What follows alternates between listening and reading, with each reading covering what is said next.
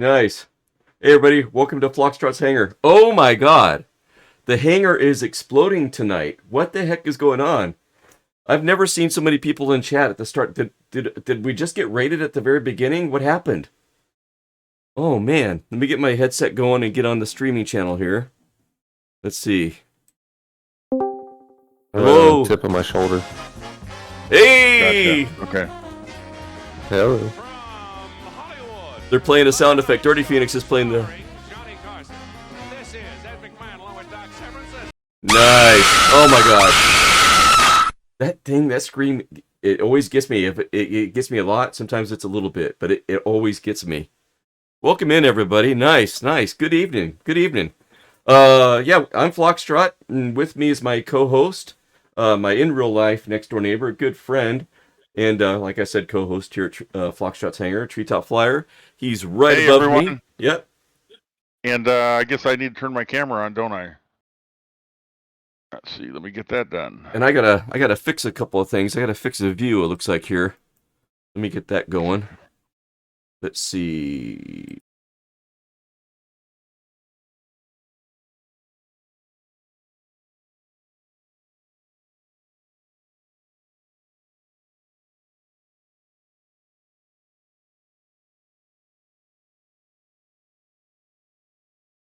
To that overlay. Now I got my side view. And we have Treetop Flyer.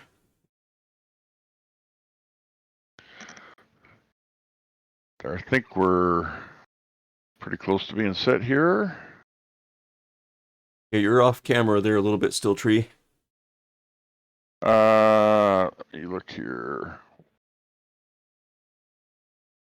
I should be sending. No raid, you guys. No raid, Super Typhon. Everybody's just here. Oh my god, man, that's crazy. I mean, the chat is just blowing up. Oh my god. Okay, let me scroll through and make sure I didn't miss anything. Super Typhon, I don't know what the heck is happening, but your messages seem to be going through okay now. So hopefully everybody sees what you're saying and everything. So hopefully that's all good. Let's see here. Kwort was in first, saying good evening to everybody, and I do have a thing where I award 1,000 chat points to the first person to chat, but my chat thing is broken right now, and I tried getting it reauthorized and stuff. That's kind of why I was late starting the stream. I was in Stream Elements trying to like reauthorize it and see if I can get it to work, trying flight info to see if it would come across, and my bot's broken. So hopefully I can remember to do that, Kwort. I'll make a note of it. Let's see. Kwort, thank you for appreciating the intro. I get a kick out of watching that now every time as well. Yeah, it's good. Let's see. So we got Super Typhon, Kwort going on in there. Let's see. Just woke up to try the 900, but maybe I'll follow you guys. Cool, Kwort. Nice. Viper Strike's in chat. Evening Flux. Viper Strike, welcome in. Always good to see Viper Strike. Larry Gopnik. Can't fly tonight. Larry! It's your idea that your future content idea that I gleaned off of you. Yeah. Dang it. Yes. That's okay. We only can do what we can do. Okay, so Larry says, can't fly tonight or follow along much. House guest. Okay. Enjoy Tennessee and Cornelia Fort. Yeah, we will, man. And if you have an opportunity to chime in, please chime in, you know. Let's see. Nice to see a Phlox. Nice. And a Wild Viper from his birthday. Is it birthday today? Ooh. Dirty Phoenix is playing your song, Treetop Flyer. Oh, I love that. Thank you, Phoenix, for that. I love that song.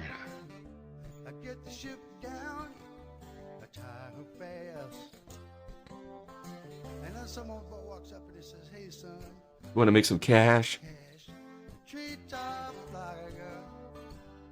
That's my life. Treetop Flyer. Treetop Flyer. That's great. Running drugs over the treetop, trying to stay away from the authorities. Oh, and we also have Curtis Stolson pilot on voice with us tonight. Hey, Kurt, good to have you. What's up? Nice to be here again. Awesome. Let's see here. I've just got to catch up on chat. K-Wort's serving fresh coffee and tea. Nice. K-Wort may be able to speak a little bit on Larry's behalf. That's awesome. Cool. Wow, good thing it's been dealt with. Okay, hey, and Viper, if you worked on that, thank you.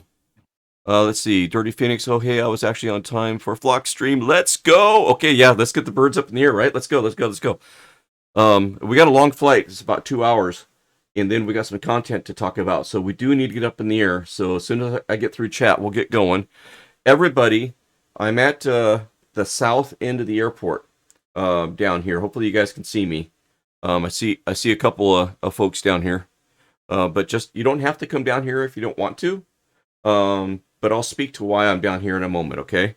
And we'll be taking off of a little grass strip that I'm crossing my fingers is long enough. Let's see. Okay, we're sad that the 900 has no Canadian liveries. Bummer. Guess it's Alaska Air. The Wilga is pretty sick. And Treetop, welcome to the Wilga Club, dude. Oh, thanks.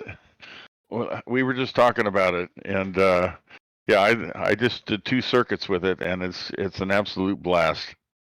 I love that thing. We will have to do something, stole flying related, bush flying this Saturday morning, and let's break them in. Yeah, we got to break it in. Yeah, that's not break it. It is not break it. No, just get it broke in or something. I like that. Okay, let's see here. Oh, good stuff.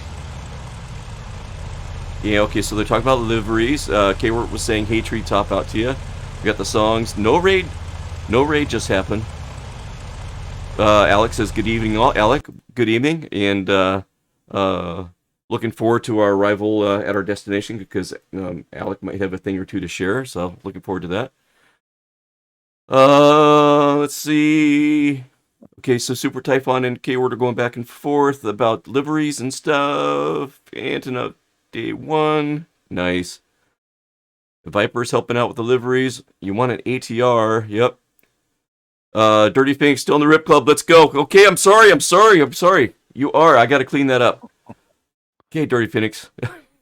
Oh, well, you definitely use Deltorian. Okay, I love watching K. It makes me warm. In other life, I'm a pilot for sure, just not this one. K-Word. I love that. That's great. That sums up a lot of us. Viper Strike's birthday was on Monday. Everybody in chat. Let's say happy birthday to Viper Strike, man. Viper Strike. Yeah, happy birthday, man. Happy birthday. Larry's gonna share some pics on Discord. Cool. I will look for those. Seems the sound alerts aren't really working or really quiet. Are they really? Oh, somebody just did a shout out. Really quiet, huh?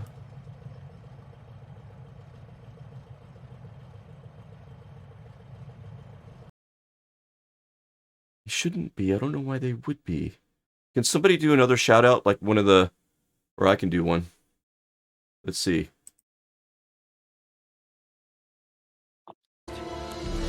Kick the tires and light the fires, Big Daddy. Okay, I jacked up the sound a little bit. Hopefully that helps. Let's see. K-Word says he dreamed Howard's radio once and then forgot to give it back. Oh, man. What did I sign up for? Okay. I'm so bad at Wilga. Slide like it's a Tokyo Drift. That's funny. Wilga and the Kodiak are the next planes on your list, effort.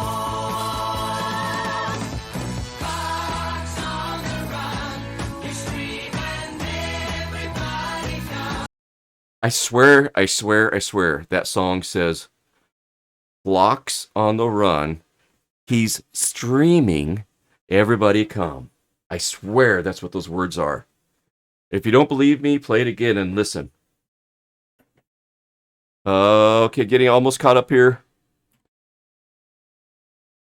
Anybody having issues with the sound from the Goose? Let me turn on my sound. I got the mixer turned off for the sim at the moment. Let me turn on. Let me see if I'm hearing anything. I think I'm okay, but I'll let you know, Alec. I think it's okay. King Cobra's in chat. Nice. Welcome in, King Cobra. You're just in time. We're getting ready to get going as soon as I get through chat, and I'm almost there. We got some killer planes now. Sup, King Cobra from Kwart. That's what I heard. Yep. Oh, King Cobra wants to know if you've got the 900. Nice. All right. Alec joining us on voice. Welcome in, Alec.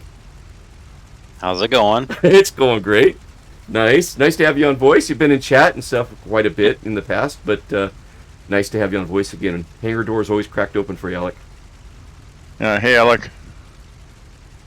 Happy to be here. Awesome. And right back at you, King Cobra. Hey, right back at you. Okay, all right. Let's see what we got going on here. All right, Alec. Yeah, I see you behind me back there. So first of all, on tonight's flight plan, let me see if I can get that pulled up here. Bada bing, bada bing, bada bing. Okay, tonight's flight plan. Let me pull this up. All right, so you guys should be seeing little nav map now. We're down here. At, can't pronounce the name. Let's see, Tullahoma. Okay, and down here on the south field of Tullahoma is an air museum. It's the Beechcraft Heritage Museum. We visited this here probably a year or so ago now with Raisins in Your Toast. Raisins in Your Toast visited this museum in real life and took a bunch of pictures and was able to speak to all the different photos that he took of the planes that were on display during a stream. And we flew in here and we landed on this grass strip and stuff. And because our destination airport tonight, Cornelia Fort Airpark, is kind of in the Tennessee area, I thought, this would be a great spot to launch from. So I'm in the Beechcraft Model 1-8. A, because we're taking off from Beechcraft Heritage Air Museum here, and B, there's actually a story about a Model 1-8 up at the Cornelia Fort Airpark. And Alec has got some details on that he's going to be sharing a little bit later, so I had to fly the Model 1-8. So that's why I'm in the 1-8 tonight, everybody. And that's Switched over to 17 for you. cool. And that's why we're down here on the grass strip, because we're taking advantage of the grass strip that they use when they do fly-ins here at the Beechcraft Air Museum. So, crossing my fingers, it's long enough for us to get these Model 1-8s up in the air. Okay. There we go. Stream should be back. And oh, the Archer. The Archer, that is in the slideshow at the beginning of the introduction of the stream.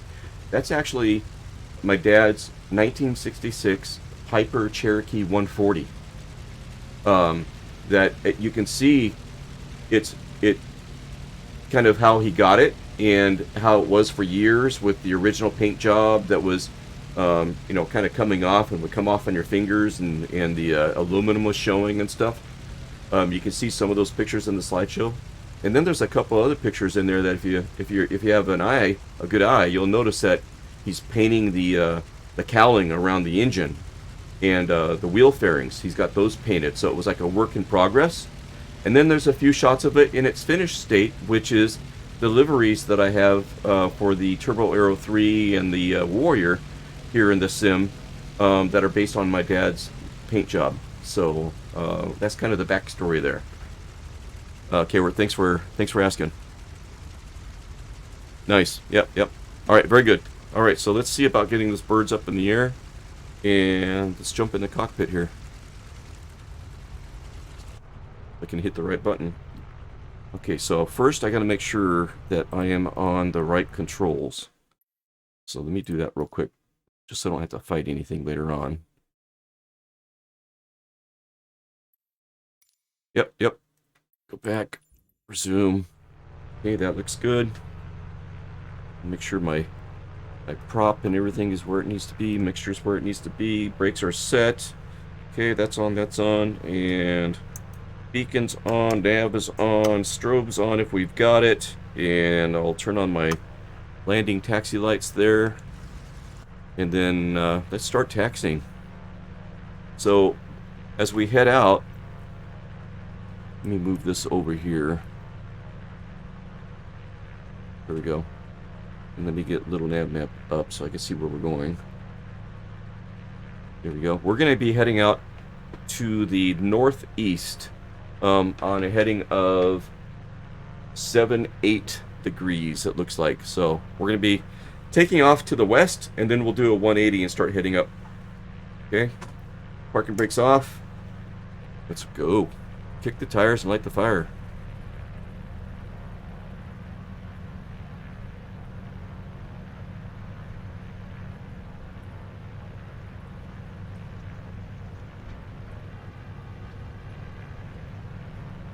Ooh, ooh. Uh-oh. Okay. I'm trying to do two things at once. I'm trying to do chat and this at the same time. And I got my screen going, Flux. Okay, very good. Thank you. Rolling. Whatever. Rolling. I'll just keep it rolling too. Here we go.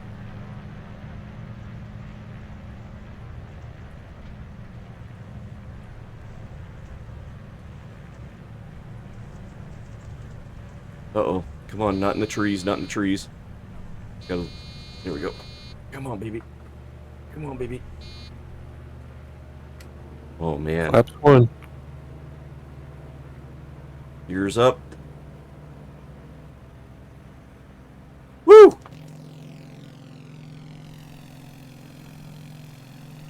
Hope everybody has good luck with that short grass field takeoff. Raisins, you're here!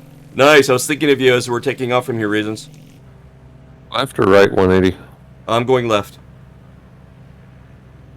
Okay, flaps up.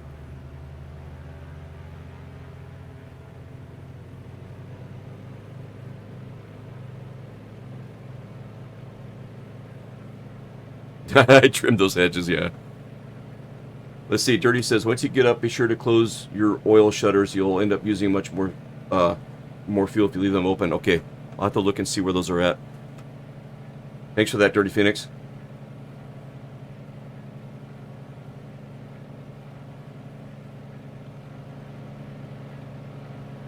Raisins is on a roll. He's in the Model 1.8 too. King Cobra is in the Model 1.8. Nice.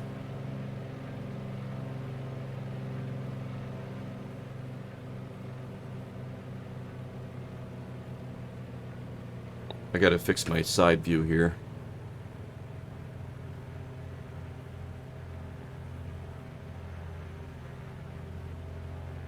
And I'm not gonna climb too awfully high. I'm gonna stay below the bottom of the clouds there.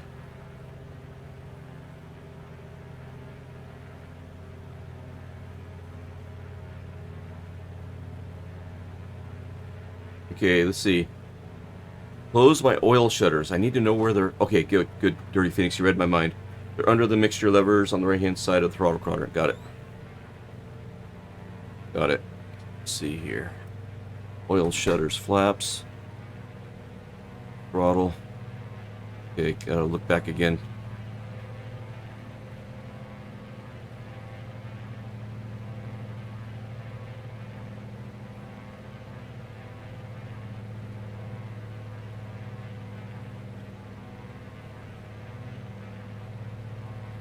Let's see here. Oil shutters, is this them? That's inoperative. Anti-ice. Oil shutter. There's two of them, I think. There we go. Alright, got it. Thank you.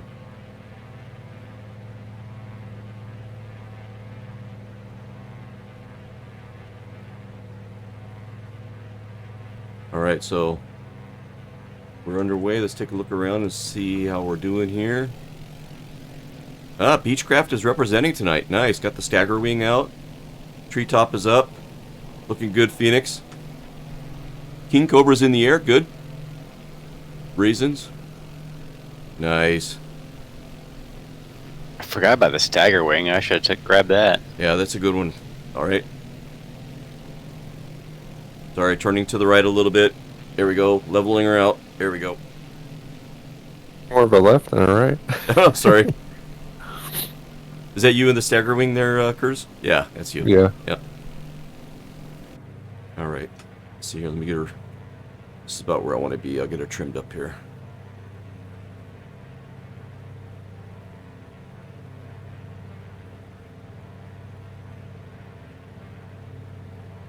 See if I get my side window fixed.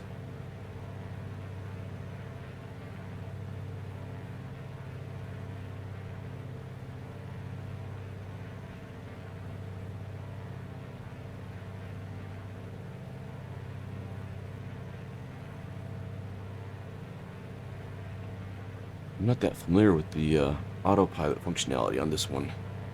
Let me get my heading bug set.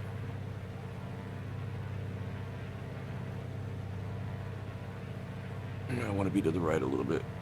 This hat. You know, Clark, I was just going to ask, are you a little left to the flight Yep. plan? Yep, I need to go to the right a little Right, bit. Lee? Okay. And your airspeed right about now is what? Oh, I can look here. Never mind. 120-ish indicated. Okay.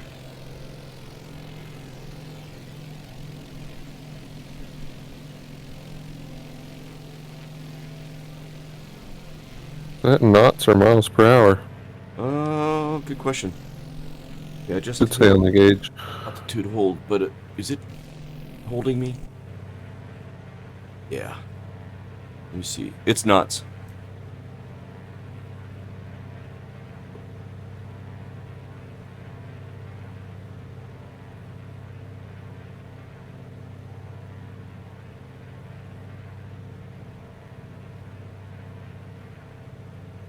Yeah, reads and knots. Dirty Phoenix is confirming as well. It's a good-looking plane, right, K-Word? Let's see. Anyone here try GSX? K-Word's very tempted to try GSX. What is that? Oh man, it's on the tip of my tongue. I'm not sure. Try the GSX-R. GSX. God, that's so familiar. I think it's the ground service thing. Oh, okay. Oh, I want to say Raisins has it. King Cobra confirms it's cool. Make sure to get updates. It adds full ground and passenger assets. I'm pretty sure Raisins cool. has it as well. Yeah. De-icing, everything. It probably adds to the immersiveness, right?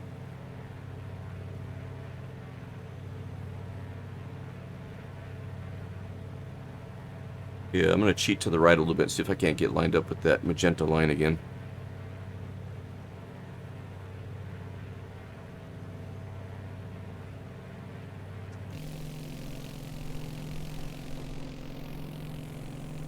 Nice. Nice. Looking good. Oh! So, while we're en route here, let me share some information about where we just took off from, okay? So I'm going to bring up my middle monitor here. And let's drag this puppy over. Let's see.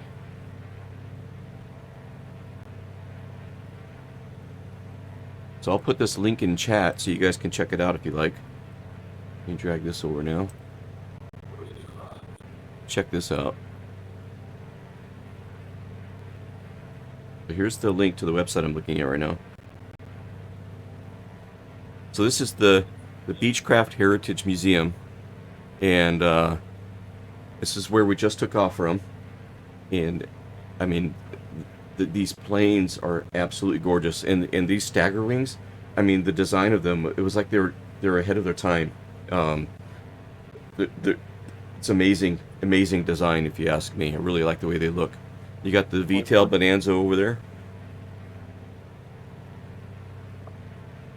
And then scrolling down, they talk about exhibits, education, and then every year they have a fly-in. They call it a beach party. And we had a beach party at Foxtrot's hangar. And I created an overlay that had a beach background with a beach ball. And you remember that treetop? I had clip art of your boat sailing Oh, in it the was background. perfect. What is it? It was perfect. It's a 320 something. What is it? Yeah, it's a Catalina 320. Catalina. It was great. Yeah. So It was super. we had our beach party, and Raisins in Your Toast was kind enough to share a bunch of photos and detail about the photos, and his visit to this museum was great.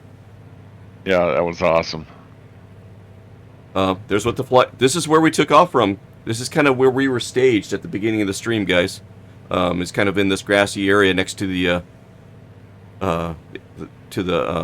grass field there. But yeah, I put that link in chat. You guys can check that out. I thought you guys might get a kick out of that. And then the other thing I'd like to share is the destination tonight where we're going to has... Okay, I'm still good. There must be a pretty good wind. There is. There's a 45 knot wind. Wow. I need to account for this.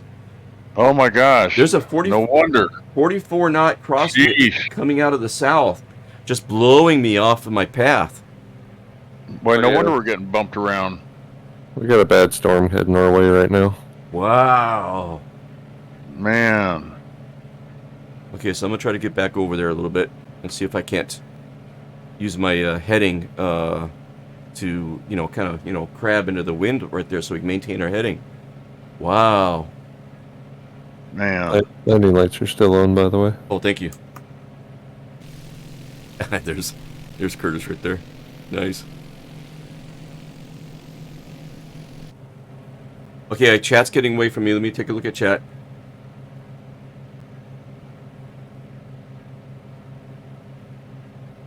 Talking about GSX, K-Wort says that it even has traffic car directs you to a gate if you're lost.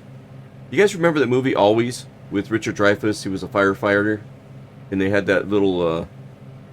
It wasn't a forklift, but it kind of looked like a forklift. It said "Follow me" on the back of it. If you guys haven't seen that movie Always, it's a good one. If you like aviation, you'll enjoy it.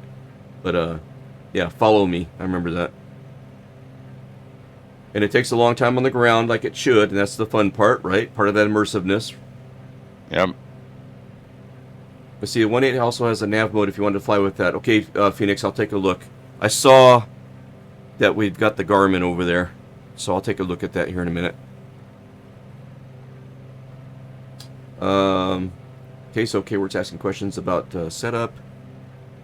Imagine an era where no computers designed this stuff either, right, K-Word? When we're talking about the stagger wing, yes, they did it by hand. Isn't that amazing? King Cobra says, watch a video about setting it up. Okay, cool. That's about GSX. Cool. Okay, cool. That's still about that. Yeah. That GSX sounds like a good tool. And Sergeant Staff reporting in. Sergeant Staff, welcome in. Good to see you. And a little bit more about GSX there with K. We're talking about pushback. Okay, I'm all caught up. Good. And I'm getting closer to that magenta line, and then I'll change my heading. I'm going to try to do it with the heading bug and see if I can get it tuned in and see how it goes. Thanks, Viper. Oh, let me get that... I got to turn that off so we can see it. There it is.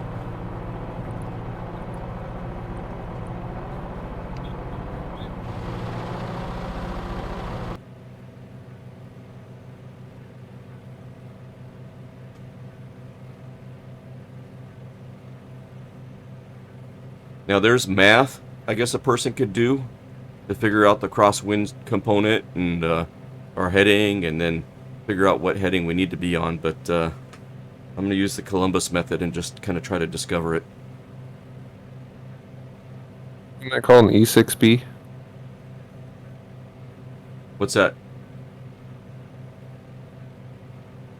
Your tools? My tools, E6B. Your flight computer? Is that what it's called? Oh, I don't know. I don't know.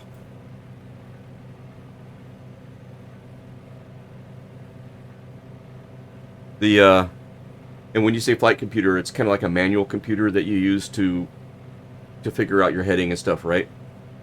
Correct. Right. I know what you're talking about, but I didn't know that's what it was called.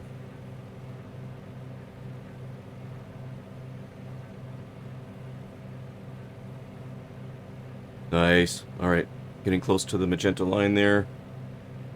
Start messing with my heading. And I'm cheating. I'm using a little nav map.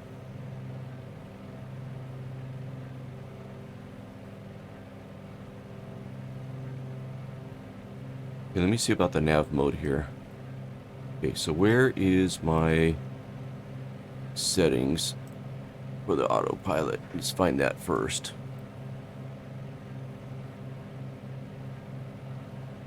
Okay, there's a VOR 117.50 I can tune in. Let me try tuning that in. That way we'll get some ground speed information and stuff. Somebody just joined voice. Three.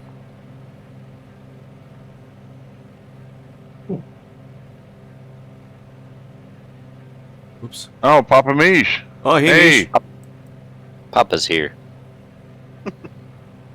how you doing? I tried to sneak in, but that's not working anymore. No, no. 117.5. We know when we got royalty in the house. There you go. Brushed up against the doorbell. Incognito, fly on the wall. That's what I want to be today. Okay. I'm getting close to that magenta line, so I need to be thinking about that. Okay, I got 117 tuned in, but I'm on GPS. I need to change this to... Oh, no, I don't want to change it. Do I?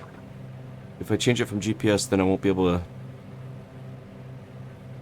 do the nav. Let's see. V-lock. Do I need to be on V-lock? Let's turn this. That's on. V-lock, GPS. Oh man, I haven't used this forever. Why am I having a hard time here? Okay, this CDI, GPS.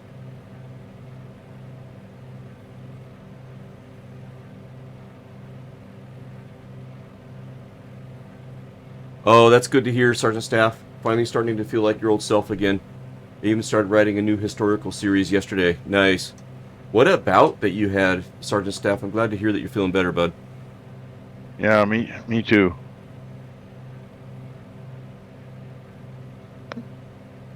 Let's see.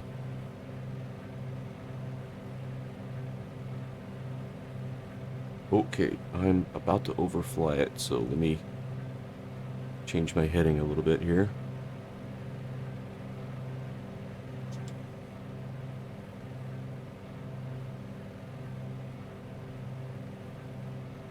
Boy, I haven't looked at this type of Garmin for a long time.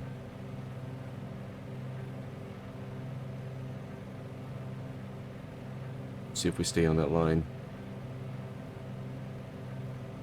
Sergeant Staff says the migraine was a godsend. They found a bunch of stuff that needed correction. Oh, wow.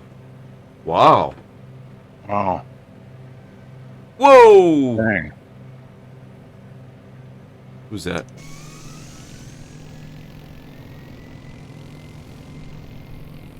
Kurt.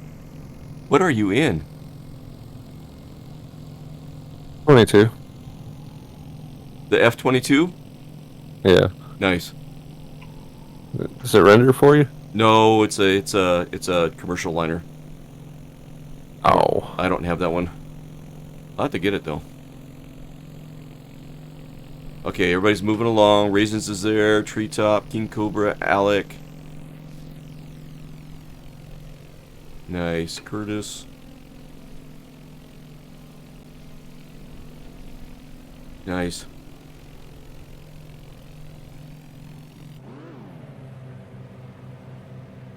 Yeah, I was gonna stick with the stagger wing, but that freaking bar for their cage just goes right across the viewing area. Yeah, It's I know what you mean. horrible. Yeah, I know. I know what you mean there. I get claustrophobic in places like that. If you click on the bar, it goes away. No way. Really? Yeah. Yeah, the latest update, they made that so you can make that go away. Guess what Curtis is gonna do? he's gonna spawn back in it. Oh, let me fix up my side window. If I Yeah, it can. drove me nuts too. And then they fixed that. I didn't even think to hover over it to even see if it was clickable. Glad somebody said something that might fly a little more often now. Yeah, how many times do you get inside of a craft and then think, gee, this reinforcement bar, we should be able to get rid of that. Wait, That's not needed. That's a structural support. That's wow. Yeah. Exactly. I see an F-15 that needs shot down though. Some Hey, who's Lazarus that? guy. Who's that just joined? Phoenix. Oh, hey, Phoenix. Yeah, thanks for the tips, man. You're coming in to bail me out with the Garmin? I can. I flew this thing religiously for like 3 months out in Africa. Oh, nice. You might be able to hear this stream in the background. I apologize. It's not too bad, There we actually. All right, Lazarus so has been stalking me. He's a good friend of mine. He's about to have a F-22 where the sun don't shine here in about 2 seconds. All we need is a white balloon up there in the air. So We'll be Slosh, just set. do you see that knob underneath your nav radios? knob underneath the nav radios. Just behind the mixture levers. Excuse me. On the right hand side of the Right here? the panel. That's it. Oh, over there. I see. Oh, yeah. There they are. Yeah, nav. And then you can switch it over to nav, and it'll automatically See, follow that's the what I- magenta line. Okay, that's what I was missing. Because, yeah, the Piper, the Turbo, has something like this. Yeah, so it's in heading mode right now. Okay, there's nav. Got it. So I can flip that over to nav. I am on the line. And then you got to disengage the heading select if you have that on, and Okay. it'll automatically turn back on course. Okay, so heading select disengage first, then switch to nav, or switch to nav. You can do it either way. Okay. Personally, I find you switch it over to nav and then disengage heading select works the best, but you got to toggle autopilot for it to work properly. Okay, so let's see here. So check this out. I'm gonna pull up a little nav map. Look at my crabbing that I got going on here using the heading bug.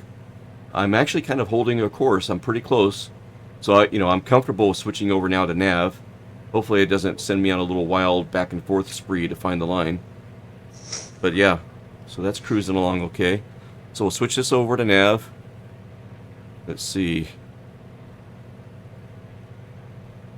Come on. It's gonna let me do it.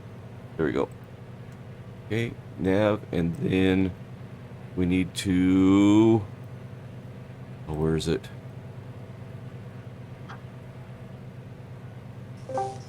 Oh, who is that? Someone just joined? Sounded like it. Where's the thing? There it is. Heading. Heading is disengaged. Or no, it's engaged. Oh, okay, you weren't. Okay, roger that. No, down is disengaged, right? Down is disengaged. Yeah, okay. Wonder if it did it when I clicked on it. Because I had it on. Okay, and where's my yoke? I want my yoke back. What was the destination airport again? I totally missed that. We're on our way to KDKX, Knoxville. And then our destination airport is Cornelia Fort Airpark. D88. What was it again? I think it's... Mary 88? I think it was Mike Delta 88, Okay. if I remember correctly.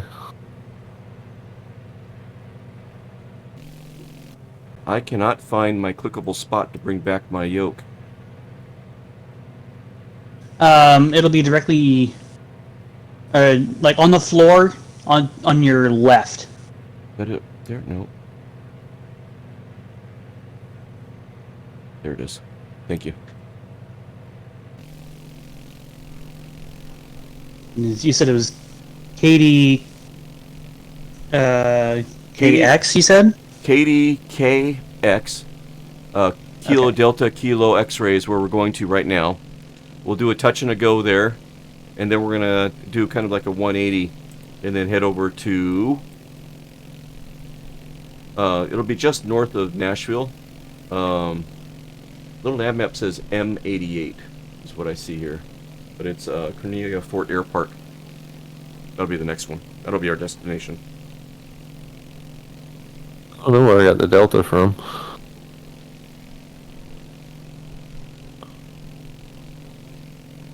Curtis, I can see you in the background in a nose-up altitude or attitude.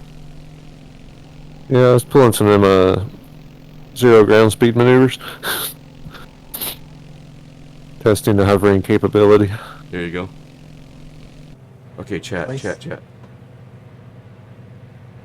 Cat's getting away from me. Got to keep up. Oh, I'm stalling now. Oh no. I lost a wild Lazarus, unless he's on my 6. Sergeant Staff says he loves the 1.8. He says, but it's smaller in real life than you would think. Yeah, you know, I get a feeling that it's a pretty good sized plane here, you know?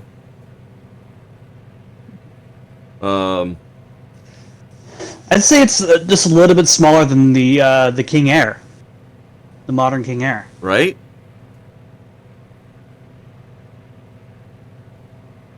And then, let's see. I think King Cobra was talking about the Stagger Wing, and Kwart said he should stream it sometime. He says, will do. I think they're talking about the Stagger Wing. Go ahead, Phoenix. Do you have your CDI source on your Nope. Garmin set Nope. to GPS? Yes, I do, but I need to change that, don't I? No, you're good. Okay, all right. Because if you have it on VLOC, that'll set it to the localizer frequency. If you have that enabled, that's for takeoff and landings. Roger that. God, there's so much to learn, guys. There is so much to learn. If you really wanted to plan a proper IFR flight, you could enter in every different waypoint manually in the Garmin, and it'll follow it. Nice. On this type of a vintage plane too, isn't that crazy? Yeah. Staying below the clouds, looking good, everybody. Actually, I got to get the altimeter for this area.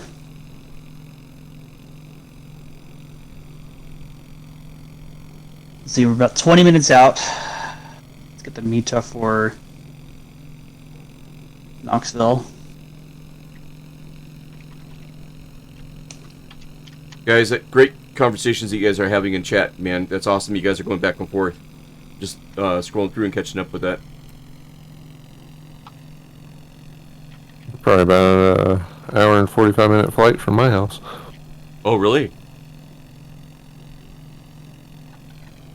Maybe 2 from Nashville.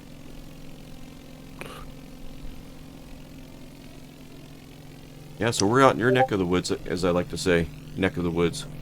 Raisins was in our neck of the woods in the sim earlier today in the 737-900? Is that what it was, Raisins? I think that's what it was.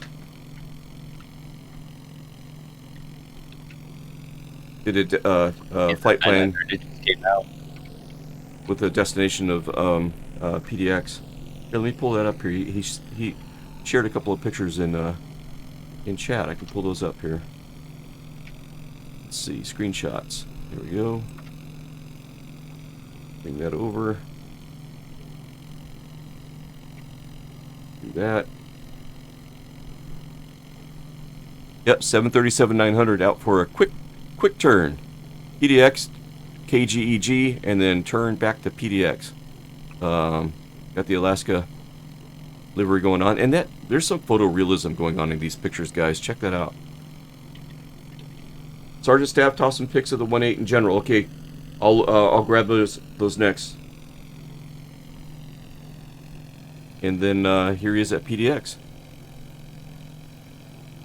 Look at those clouds in the distance. Wow. And like I He always said, posts good pictures. he does, right? Like I said, out in our neck of the woods. And then look at these ones he posted up here. Right? These are from another flight that he did.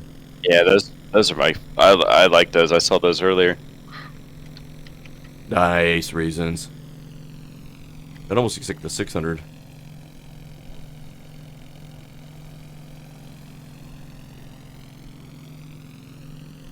Well, Phoenix, I think your guy disappeared. Okay, let's see here. General, is that where you put him, Sergeant Staff? Nice, Sergeant Staff, thank you. Check this out. So here's a real Model 1.8, guys. Like what I'm flying in the sim right now. How cool is that? Look at that Jeep in the foreground too. Okay, I'm gonna hit open in browser, and we're gonna take a closer look.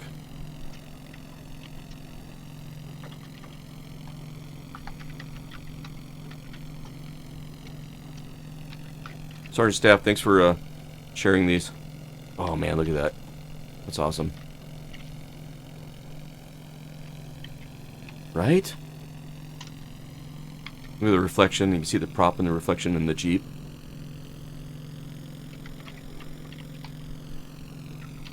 They did such a good job with this one as well. It's such a cool looking plane.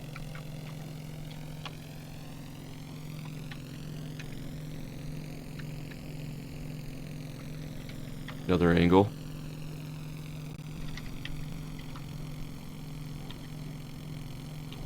Nice cars there too. Pretty sweet.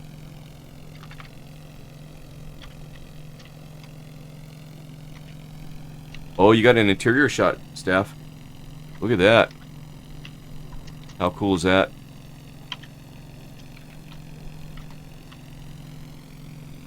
Absolutely love it. Look at this. Nice. Dude. She's got some patina, doesn't she?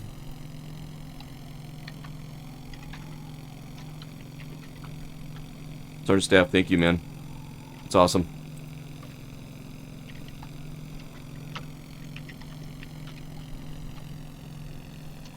Yeah, the pretty shots, right, King Cobra? Sergeant Staff says he flies a lot around Fairbanks and Anchorage. Cool. Sergeant Staff says that Jeep is his friend's Jeep. Oh, that's cool. So I bet you Sergeant Staff has had a ride in that Jeep. That's awesome.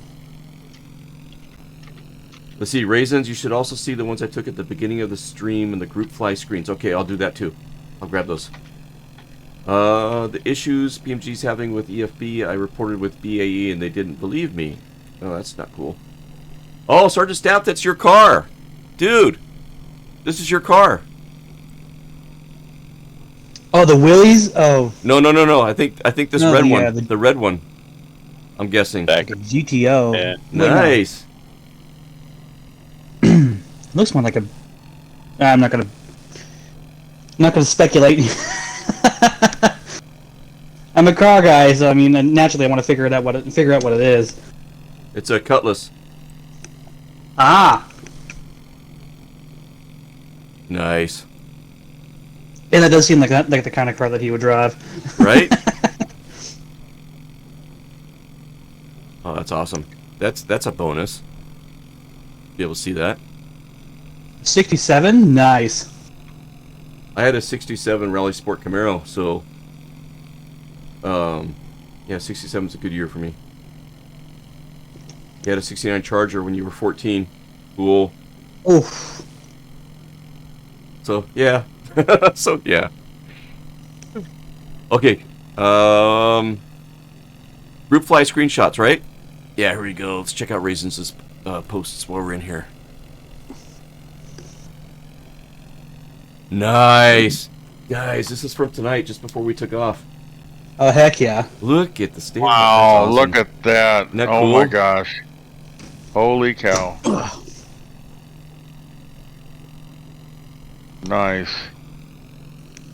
You know, after seeing the in real life pictures and then seeing these pictures, it's kind of a cool segue there. Look at that. Mhm. Look at that. Look at them all lined up there. That's awesome.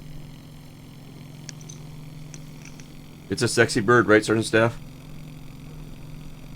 Viper Strike, I'm about to take off from KSDF and heading to Asheville, North Carolina in the 737-700. Very cool, very cool. Let's see. Sergeant Staff is going to be heading off. All right. I think he's got to go to work. We'll see you, bud. Sergeant Staff, thanks again. Howdy, Viper.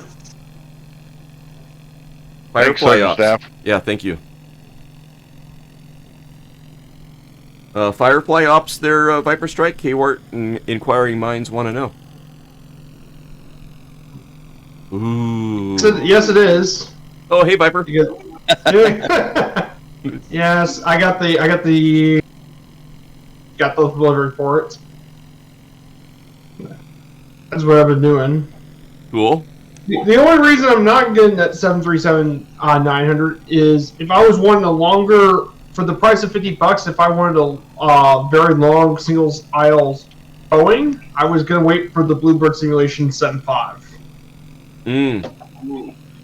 Which is going to be that price range, but it's the longest single aisle plane ever made. So I'm going to wait for that. Though I think it's still going to be good. Very cool. Bluebird seems to have a good track record with stuff like that. Is it blue or black bird? Bluebird simulations. Blackbird's the one that does the Pilatus. They did the Beaver. Yeah.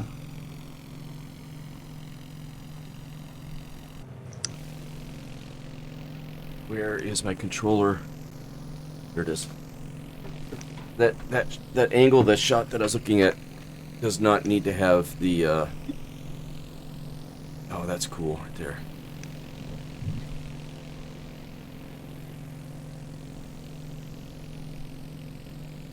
Nice. What you looking at? Just the way the sun rays are coming off the mountains down below me down there. They're kind of like coming out at different angles there. And I had it in this view with, you know, all the instrumentation and stuff, and I'm like, no, let's go here. And King Cobra says in chat that he started flying towards the other group by accident. And he's like, LOL. And there's another group over there I see him out there. I don't recognize any of the names over there. No. Well, King Cobra, you can see he's behind us now. He's back over here. He's joining. He's awesome. Turn around. joining back That's up with our awesome. group. Welcome back, King Cobra. Yeah, that's awesome. That's great. How am I rendering for you now out your left window? Okay, let me take a look. You're in the, generic, dang it. But let's take a look inside here. And I don't have that window set up just right. And in order for me to fix the window, I gotta pause and go into options, and I don't want to do that. But you can see that there's a little space right here, but right above my nacelle. But I don't know if you can hit that spot. Hello there. Well, hello Forward or there. back? STW 222, welcome in. Probably an 11. Mammoth rig. Good stuff. Hey, did we just fly over the Ozark Lake? Or is that some other lake? We're flying over there's a gazillion fingers and shoreline. You see a river from where I am, but I don't know what that is. I look on map here.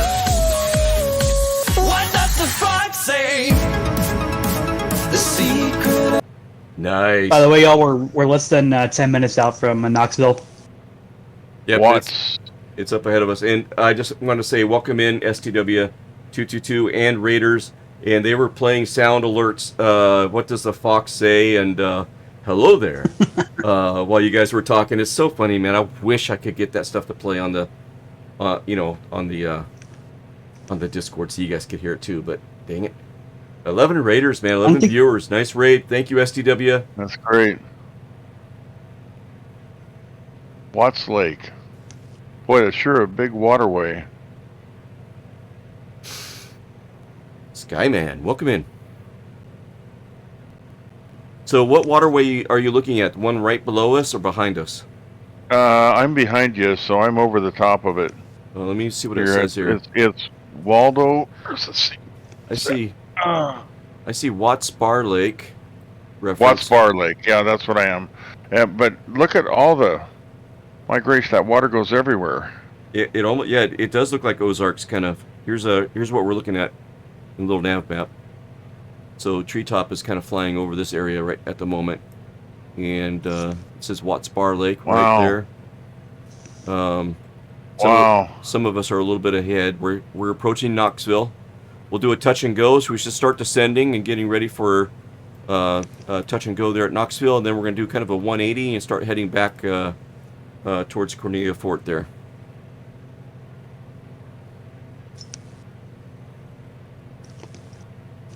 We're gonna have to come back to that lake and check it out a little bit closer. Cool. Oh, apparently that's the Tennessee River, according to Larry. Oh, down below us? Cool. Oh, thanks, Larry. I'm glad you're in there. Yep. He's entertaining a visitor and checking in on us at the same time. That's awesome. Well, that's the Get Tennessee that River. visitor behind the stick, then. Get that visitor flying. Right? Talk about visitors. Treetop had his visitor. I had a visitor a week or so ago. It's his buddy Mike, and we all kind of have our handles on this in Twitch here, and so we came up with a handle for him calling him Hot Mike. Yeah. Yeah. And by the way, he's not overjoyed about that. By the way, Gee, and why? I just looked at him. I said, "Hey, man, it fits." Sorry, it fits. The thing is, that's the thing that they got so wrong about. I forget I think it was Top Gun. They said you don't get to give yourself the handle. You get the handle by doing something stupid. Yep, that's right. You get the handle. So yeah, he's Hot Mike, and I remind him of that too. And I have a great time every time I do that. But you also put the VR goggles on Mike, and he got a kick out of that. He did, yeah. So we tried the VR goggles, and he enjoyed that a lot, and so more to come with that experience. Good. He got to sit in a cockpit, and then I had some roller coaster thing I downloaded on the VR goggles. You got to see. So yeah, it's something else with those VR goggles. I got to say, just amazing, the immersiveness. Yeah, it puts you inside the cockpit. Amazing. And just a shout out to SDW there. So SDW has learned ATC with VATSIM, and he's a VATSIM ATC controller, and he's moving right on up, man, as far as what he's able to control and stuff. Tonight, he mentioned in chat he had fun on Hobby Tower down at, was it Houston, KHOU. He had 4 in the pattern at one point, and it was almost pulling his hair out. Oof. Yeah. Wow, that's so cool. They got a football field at the airport. I imagine that would be pretty frustrating. Earlier today on VATSIM, I'm on Xbox, so I'm not able to. Excuse me. I'm not able to get on VATSIM, but a friend of mine was flying from. I think he flew from Vegas to Burbank in a 737, and the controller at Burbank was doing. He was controlling like 7 different aircraft at once. Some of them weren't following directions. Some of them were confused. That'd be me. Wow.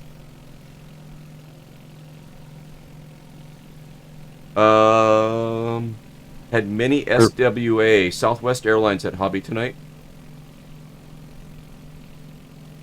And I'm sorry to hear about what was it? Navigraph not supporting? Yeah. Bug Navigraph entries too. Used to be able to use it on your iPad, and then that stopped, and then you'd be able to use it on the phone, and now they're not supporting phone anymore. It sounds like something like that as I was reading. That's not cool. I mean, that's too bad. I'm gonna get a bumper sticker that says flying airlines is hard. Yeah. That's why I stick to the Ooh. older stuff. Why? Uh-oh. Something's happening. Why is my plane doing what it's doing? Autopilot's coming off.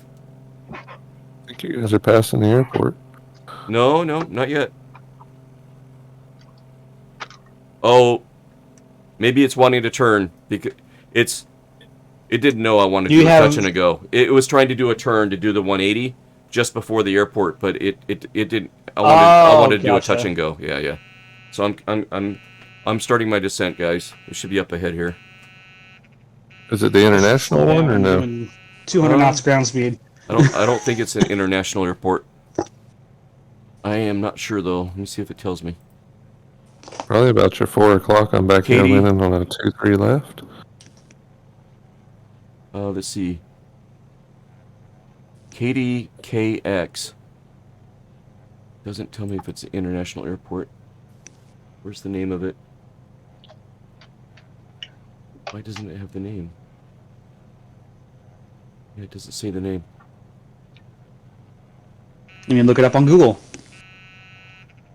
I'm coming in way hot, so way high, way I'm, hot. I'm going around. Yeah, I'll do a go around too.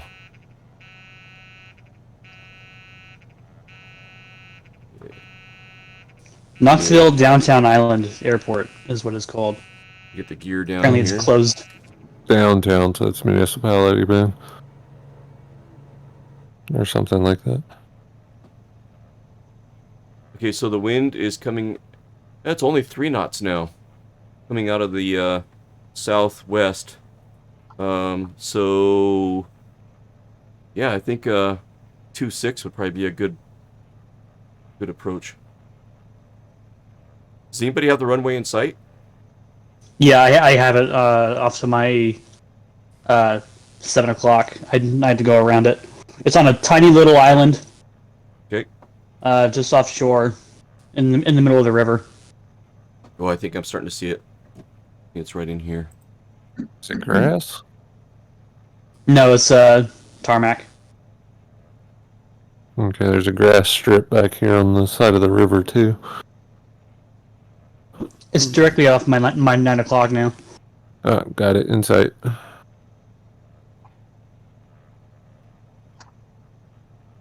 Treetop and I are smart. We're watching you guys land, and we'll just follow your name tags. Yeah, that's exactly it. She's tiny, too. Watching the show in front of us. Okay, notch of flaps, gears down, landing lights on. And I can't see chat at the moment, sorry. I gotta figure out where I'm. Looks like it's gonna be right over here. Should be I'm at turning your it on 9. now. Yeah, right there. I see it over my left nacelle there. Yep, there it is. 30 Phoenix is on it. 30 Phoenix is number 1 for arrival. You get my flaps out. Oh dear. Coming in a wee bit hot. Knoxville traffic. We got Beechcraft Twin 6318 Romeo on the downwind for touch and go. Runway number Knoxville.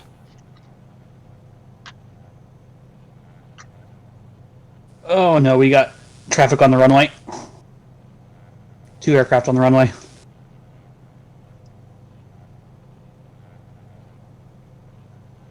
What runway is that? Let's see. 26. 26, thank you. And Knoxville traffic, Beechcraft Twin 6318 Romeo left base for touch and go 26 Knoxville. Successful touch and go. Climbing out.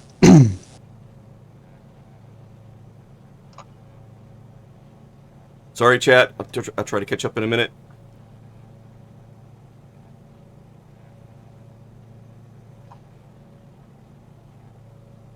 Ooh. Go early.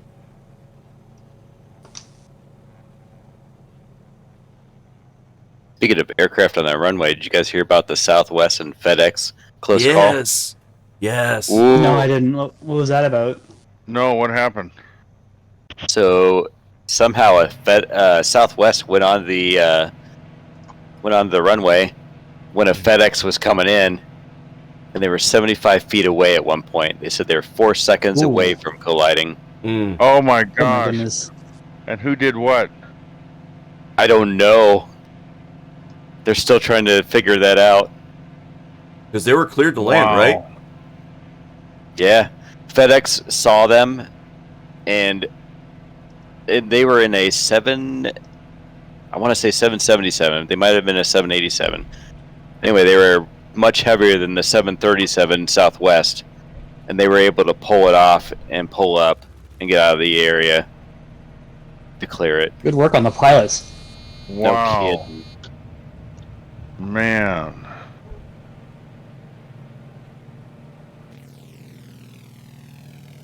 You good, Phlox? I'm good. All right. Howdy, Raleigh. Raleigh's in. Hey, Raleigh. G'day, mate. Hey, Raleigh. Apparently it was a 767, according to Larry. 76. Okay. Granitsky's here. I see Granitsky. Welcome in, Granitsky.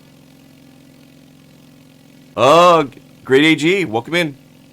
Raisins is on final. Let me see. Let me see if I can get over there on the drone camera in time.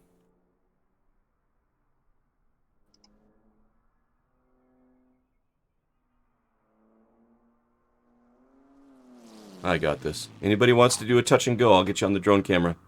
Let me know if you're coming in, and let's get raisins.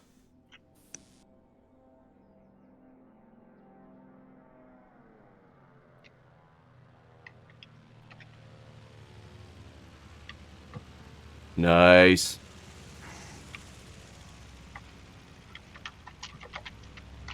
And up, up, and away. Nice, Reasons. Nice approach. There's so much traffic around this airport right now. Right? Looks like Alec is coming in. You guys, if you want to fly a circuit and maybe do if you've already done a touch and go, while I'm getting other people doing their touch and goes, if you guys want to do a circuit and like do another touch and go, or just stay in the circuit, that'd be cool. That we all kind of stay grouped together. And I'll catch Alec and Tree as they're coming in.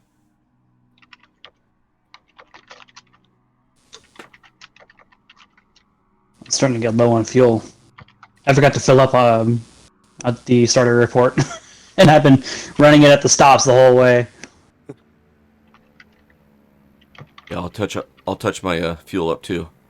Oh, nice, Tree. You're down. Here comes Alec. Good stuff. Is your gear down, Alec? Yeah, it is. Phew. It took it a second to render it. Nice, man. I couldn't even tell when you touched, Alec. That's great. Okay, here comes Curtis.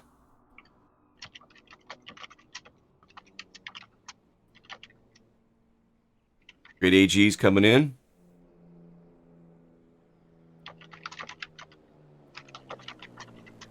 Nice approach. Oh, flare, flare, flare.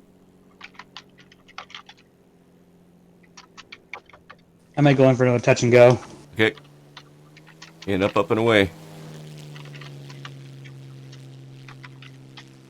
Ooh, you got it, Curtis? Barely.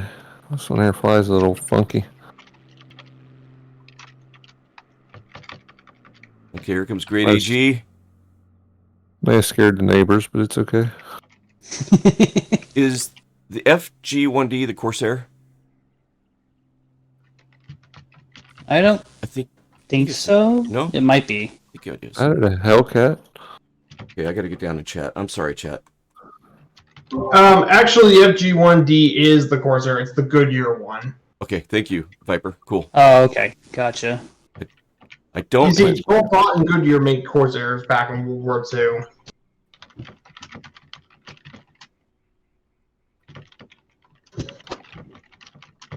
Okay, yep. Grade AG Are is they used by coming in. different branches or just still by the Navy? I think the Marines had them too, didn't they? Yep, the Marines mainly put them to good use.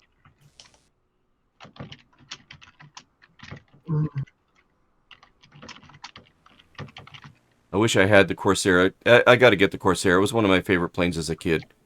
And, Yeah, that's the next thing on my bucket list. yeah, I need to get it.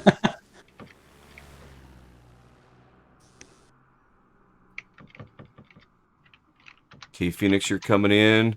Then I think everybody's done the touch and go, and I'll unpause and we'll head on out. Unless somebody else is going to be doing it. Let's see. Larry says the FedEx pilot told the Southwest pilot to cancel his role, to which the Southwest pilot said, negative. Oh my goodness. Ooh. Okay, we're Goose. Negative. When Alec was landing, he says goose, honk honk. That's funny. Wow. And perhaps a little bit hot. A little bit high. Somebody can take some heat on that one.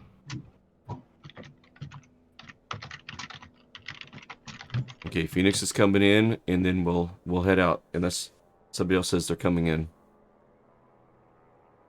We are pressed for time a little bit, so we should probably head out after this one. Oh, nice approach, nice and low, crossing the threshold. Oh, listen to her.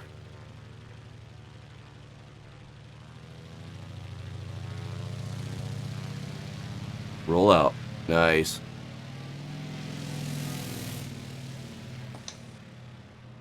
Nice. Okay, anybody else coming in? Grunitzky, how far away are you? You're a ways away still. Alright, let's get going.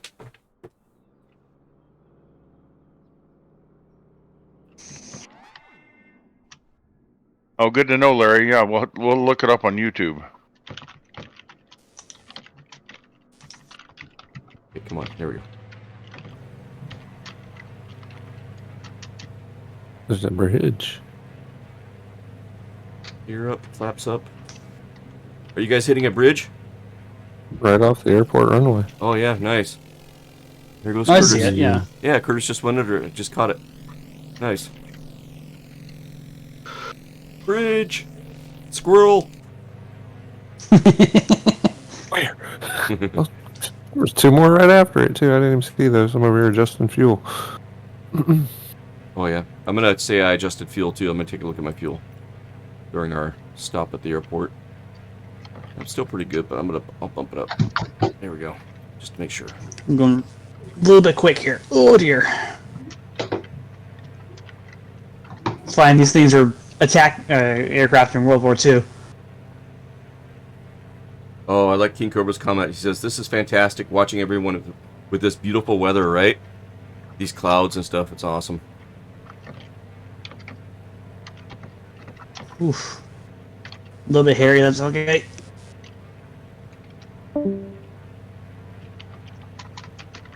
What was that? I'm sorry, I missed it. I went under the ridges and cut a little bit close. Oh no.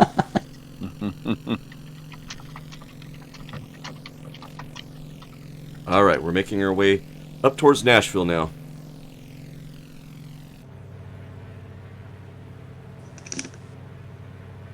Okay, let's see here. Autopilot, nav, and altitude.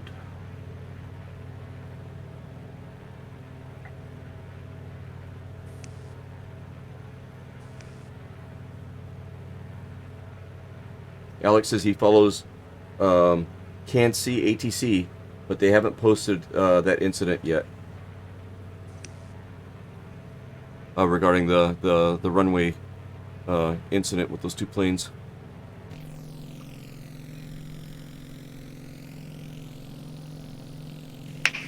Ooh. Sound like you popped your knuckles and one exploded. Pretty much.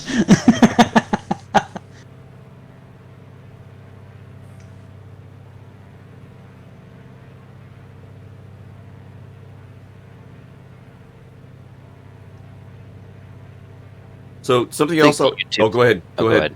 No, you go ahead. Go ahead. I can wait. I was going to say I think the YouTube site's actually called You Can See ATC. They actually show you the plane's flight during incidents, and they play all their video recordings, audio recordings. Isn't it kind of like an ATC display that they kind of show from the top down view, and you can see the planes? Yeah. Yeah. I think I've seen that. Pretty before. interesting. Yep. It's amazing how many incidents occur. Right? They shouldn't have that much subject matter. You wouldn't think, but they do. I'm surprised they don't have that one up there already.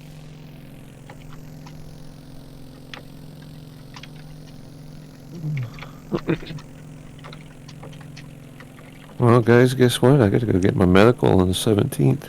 Woohoo! Oh boy. Yeah. Good for 5 years, though. Right? At least I'm not over 40 yet. Do you have to do your color blindness test every time they do it? I don't know. Is that part of it? Might be. I was interested in. My brother-in-law and I almost signed up for helicopter pilot lessons. The salesman that we saw that was at our work area, he was, kind of just a salesman guy. Kind of suckered us in, saying it was going to be like $3,600 or something like that. I can't remember what it was, but it was like this number that we thought, oh, we could do that, right? And it was Heiser helicopters in Corona, California, and so, but to do it, to sign up for it, you had to pass the medical, and so we both went in to do the medical. And during my medical was the color blindness test, where they have you look at the dots, right? And I've mentioned this in the past a couple of times, but you open up the book, and the doctor had left, and the nurse was there, and she hands me the book I'm supposed to look at, and I open it up, and I look at the first one, and I'm like 12, and she says, kind of sternly, that's the sample. Turn the page, right? And I'm like, oh wow. So I turned the page, and I'm looking, and it's these dots, right? Different colored dots. You either make a pattern, a path through the dot, or there's like a number inside of it. And I'm looking, and I'm like, 35? And she's like, no, it's 86. Let's try the next one. So I try the next one. 4? No, it's 8. Let's try the next one. And I'm staring at it, and I trace my finger like a path going through it, and I'm like, is it this path? It's 38. You can't see it? I swear, that's how she was. It's 38. You can't see that? I'm like, looking at her. If I could see it, I would tell you what it is, Exactly. Right? And so I do the next one, and about that time the doctor had come in, because I think he heard her, and he comes in, and I try the next one, and I'm like 86, and it's 14 or something. I don't know. I can't read any of them in this book, not a single one, right? And I'm like, oh great, I'm gonna fail it. I'm failing this thing, I'm not going to be able to do it. My brother-in-law is going to be able to do it, and I'm not. Oh, great. So he says, the doctor says, he asked the nurse to, step aside or something like that, and he says, it's all right, here, let me have the book, follow me out into the hall. So I go out in the hallway, and they have an eye chart on the end of the hall. And he puts me where you're supposed to stand, and he says, okay, looking at the eye chart, there's 4 colors. Okay? Tell me the colors you see. I said, green, blue, red, yellow. He's all, you pass. He's all, because that's all you need to be able to tell is, red and green is, starboard and port, and stuff. And that's how you can tell if a plane's coming and going, right? He's all, you can tell that, so you pass. And I'm like, wow, But man, I will never forget that nurse. I will never forget that nurse. Oh, the other thing I wanted to, go ahead. This can wait, go ahead. No, I said that was crazy. Right? How that nurse treated you. You can't see that? Look. And she was over my shoulder, you know. It's looking down. I was waiting for the doctor to tell the nurse, "Oh, you got the book upside down." Right? But that's when I learned I was colorblind. And I could see colors, but it's like these greens and blues tone that I'm colorblind with, I guess. Something like that. I can't remember, but there's a name for it, I think. But I can see colors, but when you put browns and greens and, you know, kind of teal colors kind of together, it's hard for me to differentiate them. Oh, we got some weather coming in. Look at this. Wow. Yeah. It's like rain.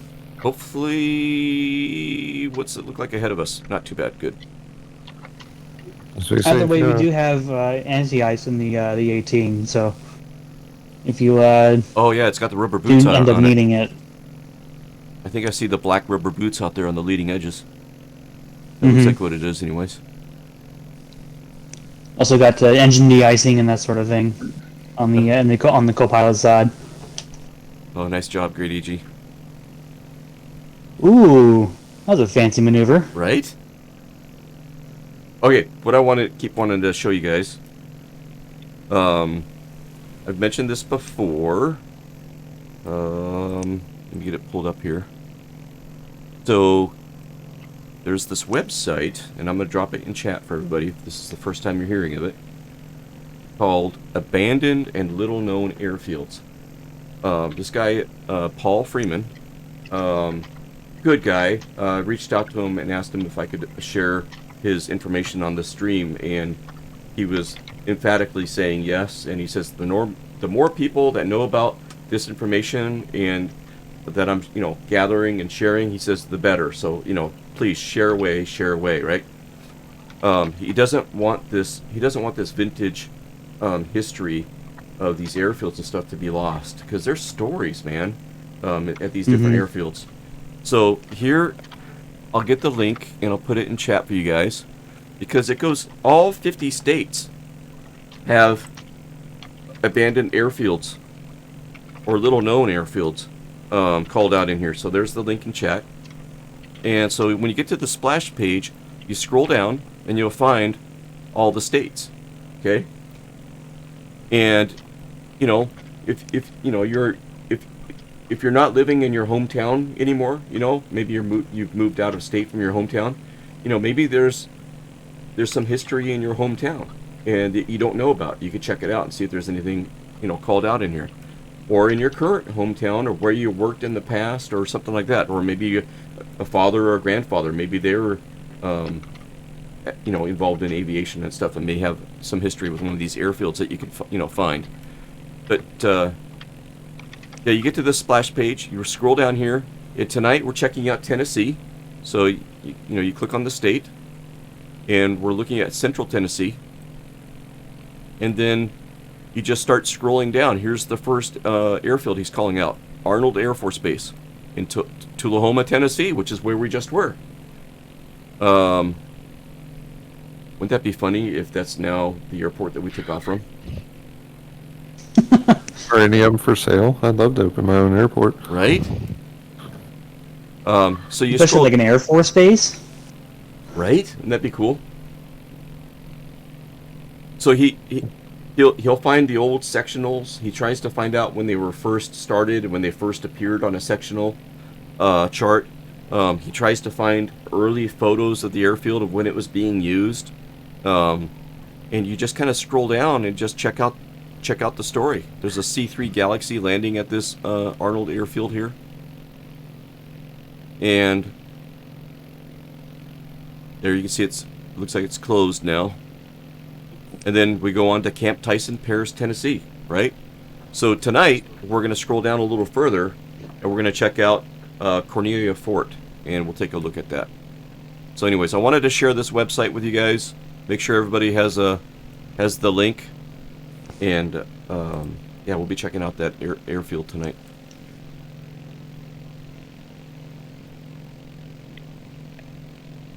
all them old air bases and stuff, you gotta have ground imaging radar just before you do any renovations because of all the weapons they've probably buried out there. Right. My old Larry, airport. Larry, are you speaking to that airport I was just showing on the website there? That it's a Superfund site? Is that you're speaking to? Let's see.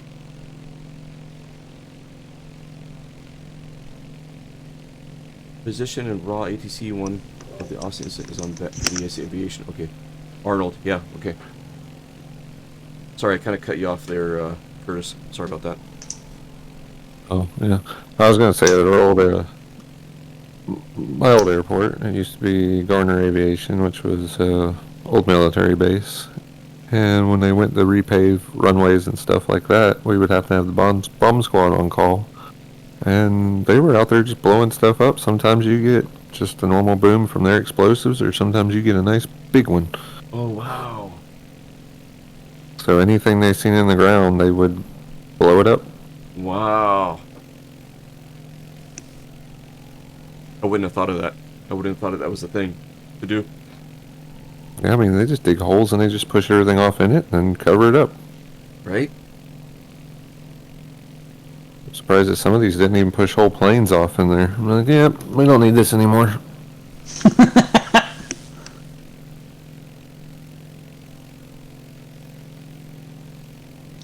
There's an airport just direct east of San Francisco. It was an Air Force base in Oakland. Went out of service in 1946, and the runways are still there to this day. But it's no longer. It hasn't been used since 1946. It's right on the water, perfect strategic position to the Greater Bay Area. Like 12 miles or so northeast of San Francisco International. So great views there. Have you seen this in that website, or you just know about this from in real life? I know about this because I've been there in the sim. Huh. I'm looking through the website right now to see if it's still there. Okay, cool. I was just gonna see if we could find it, but if you find it, let me know. There's an old missile base out in Angel Island. Okay, interesting. Oh, figured I better turn my landing lights off.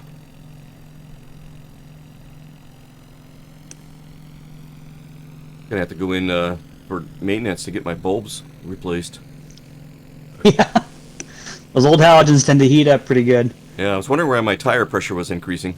I think the tires are kind of in that area too. Yeah, you already melted through the lens covers. I got plastic drips on my windshield. You're underneath me. That's funny. Or no, behind me. Yeah.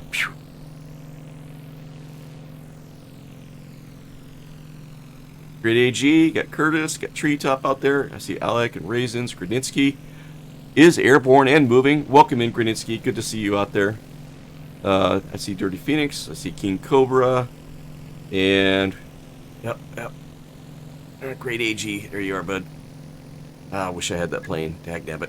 Ooh, that's a kind of a cool view. Look at the color. The blue reflecting off of the chrome. Nice.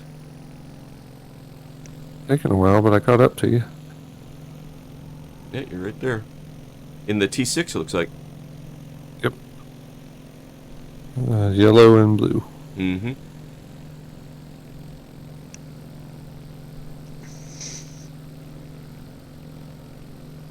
I'm only slightly overspeeding. It's fine. I want to rip the wings off. There we go. Go back and pay a visit to Curtis.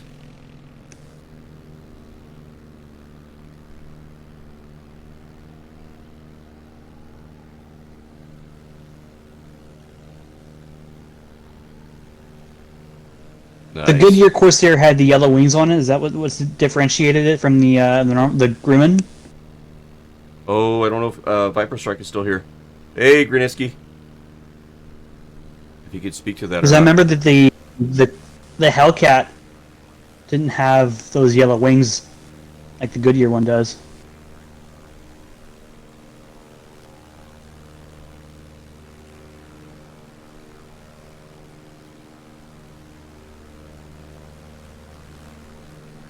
I remember on the Spitfire, I think the early Spitfire had rounded wing tips out there. And then... Oh yeah, they were more teardrop shaped. Yeah, teardrop shaped. And then they squared them up for increased maneuverability, right? And it looks like this one has like these square, fairly squared off wingtips, maybe for new maneuverability as well. That's a design choice that carried over from the F3. Oh. Because the F3 was what I would consider just like a tube with slats on the side. It was very square. They only changed to the cantered wings on the F4U Corsair after pilots complained that it wasn't able to maneuver properly. Oh wow! Like you can get some blistering speeds with the F3 and the F4, but those square wings couldn't generate enough lift to get minimum turn distance. Beautiful plane, though. Oh yeah.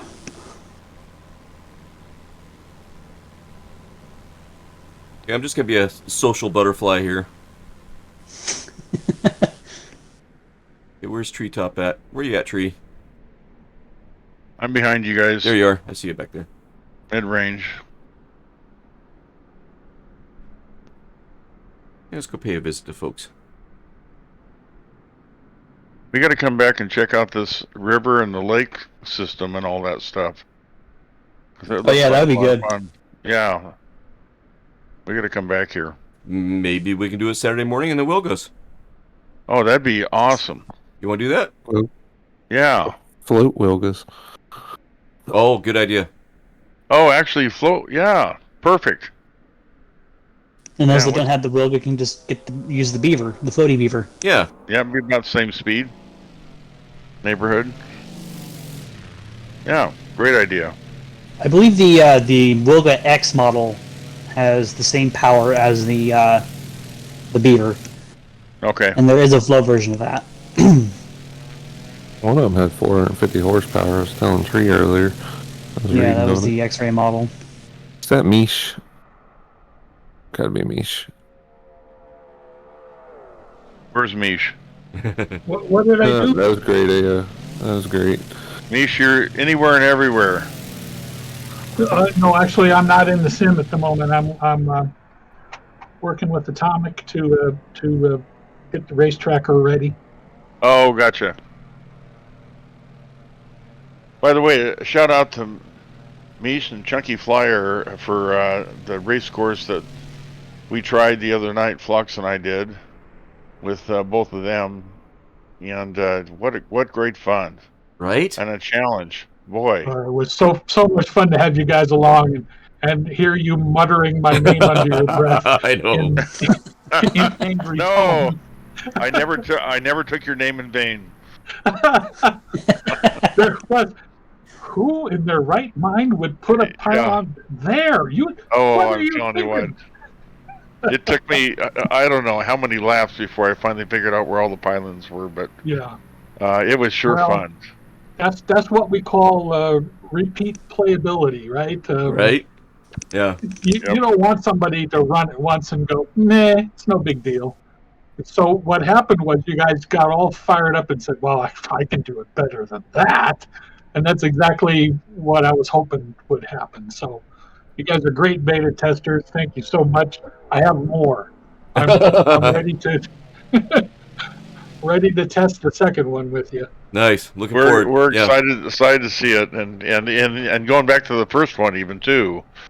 Plenty more. Yeah. So, but at least the one we did in the Alps, you need a VR headset to do it correctly. I tried the first couple laps just out of the cockpit, just looking around, and it's not quick enough to find those pylons. But boy, with VR, it's like a whole different ball game. Lots of fun. Yeah. Well, part of the deal there is that since it was all designed in VR, I wanted to make it so that you would not only see some gorgeous beauty of the Alps, but also have those moments where the ground just sort of drops away as you fly over the edge of a cliff and that happened. pull some insane corner. So, yep. Great fun. Oh, great fun. Boy, you sure have that. There's some drops that'll take your breath away. I know it's not real. I know it's not real. Yeah, next thing you know, it's like, oh my God. Why am I sweating? Yeah. I didn't know I had sweat glands there. Oh, sorry. Did I? Hope I didn't go overboard on your stream there. Oh, no, you're fine. You're fine. No, not at all. Just never know who your audience is. Oh, that was just a blast. Alec, that's a good-looking bird, I have to say. Yeah, the goose is great. Here it comes in for. It has a very similar flight model to the 18. It's made by the same people. Oh yeah. Cool. So Tree, who's the caricature on your tail? Oh, it's one of the liveries on the 310, and I just kind of took a liking to it. So it's some sort of squirrel, and then I found out on the 310 the utility lets you make the plane dirty, so to speak.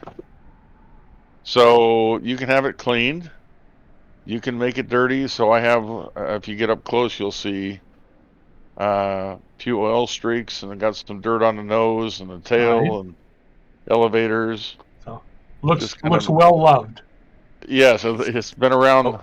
Well, Treetop Flyer. It's a drug runner plane. That's what it is. I thought that was our little secret. Well, no one else is going to watch this, right?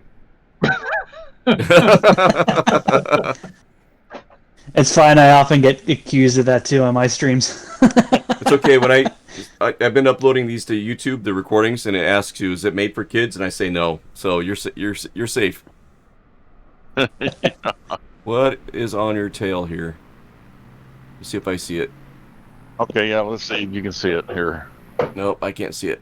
I'm not picking it up. I think it's just a generic diamond. Do you have the 310 loaded, Flux? I thought I did, but maybe I don't, because I did clean out my community folder because of that update they did. So I'm not seeing it. Okay, well, share my screen then for a second, and Okay, I can show. Hang on. Let me get back over here. Gruninsky, I was gonna social butterfly with you too, but you were kind of far away, and we're not too far away from our destination up here. Let me. I think I can see the runway lights off to our left. Let me get the treetops up and running here. Here we go. Treetop.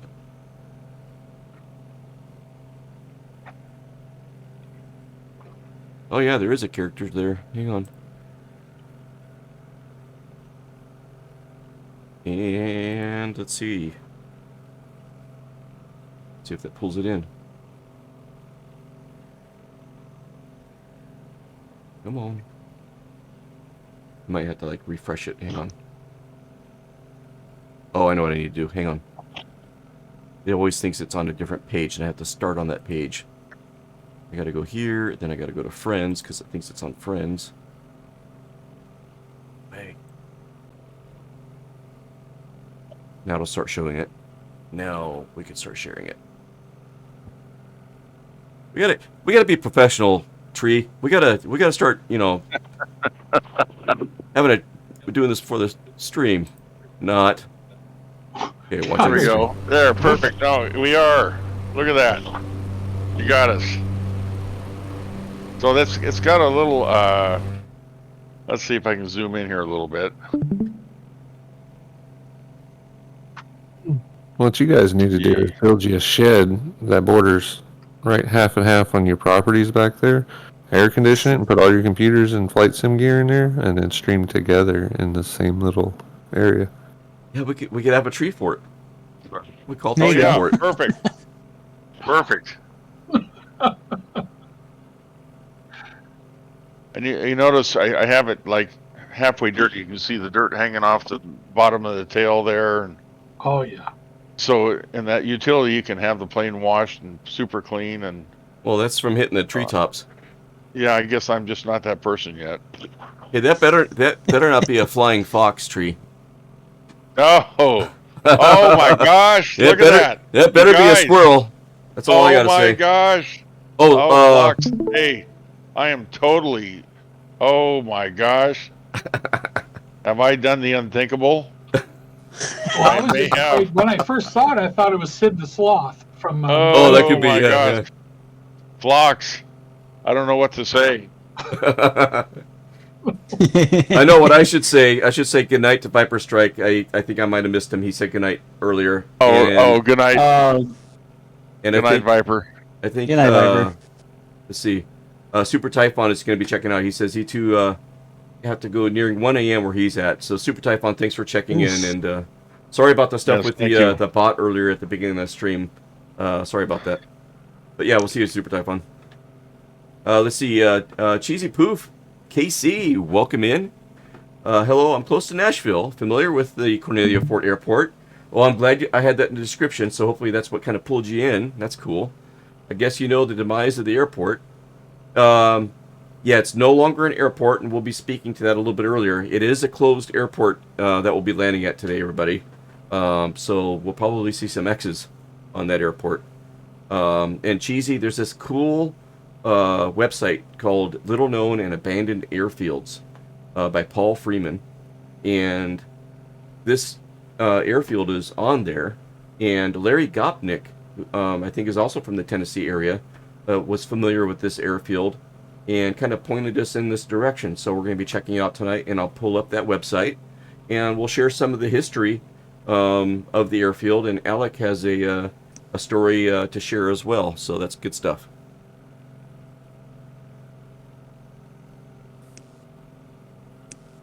Top's cruising right along, looking good, bud. Thank you. Trying to get this altitude hold to work here. I think we're getting kind of Take the close. gum out of your mouth and put it on the screen where it shows you your actual altitude, and then just pretend. Yeah, there we go.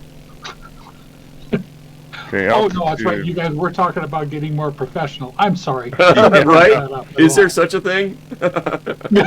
Well, I was going to wonder if you guys were actually, being true to yourself, or you're trying to, pretend you were someone else. But, Right.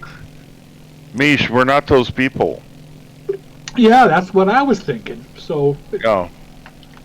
at the time when he was talking about becoming more professional, I was scratching my head thinking, oh, I accidentally got on the wrong channel. We're not those. Yeah, we are not those people. You gotta be careful on the internet. All of a sudden, You guys got me crying. My eyes are watering over here. You know how they check you in hockey, Yeah, thanks, Mish, for, checking us and getting us back on our unprofessional path. Yeah. Fast game with words. Oh, let's see. Cheesy. True to your school. Cheesy Poof KC says that, he's from the Tennessee area there. He says that in 2010 there was a flood that was epic for in that area, and I think that some of that is captured on the website that we're going to be scrolling through as well. I do remember seeing something about a flood there. I'm not sure if it's 2010, but I think it was. So thanks for that, Cheesy. Cheesy says he's at KMQY. I guess that would be your home airport. Not sure where KMQY is in relation to Nashville. Taking a quick glance. Oh, there it is. It's about Larry. I pulled those up too. I just saw your note. Let's see here. KMQY is about 15 miles southeast of Nashville, and that's where Cheesy Puff is. And cool. Smyrna. 10 miles southeast. Okay, I saw 15 on the map here. Eric Flight, welcome in. First time chat. Welcome into Foxtrot's Hangar. Giant Pickle also. We got a raid going on. Slant Alpha. Welcome back, man. Nice. It pays to leave the hangar doors cracked open a little bit, you know? We get raids from great folks, streamers like Slant Alpha. That's awesome, man. 100 viewers. 100. Thank you. God. Wow. Now are you going to be more professional? No. Gotta stay true. Gotta stay true. Stay true. Stay true. Stay the course. Stay the course. Stay the course. Oh, see, and you can actually do it because you got this. You got a group surrounding you to bolster your confidence. Right. You know. Yeah, true. They came on a good night. Oh, cool. Yeah, they did. Yeah. So yeah. Go ahead, Tree. Switch back to my screen just for a second. You bet. It's a better picture of the flocks, or the new. I don't know, the alternative flocks. On the tail wheel, that insignia there.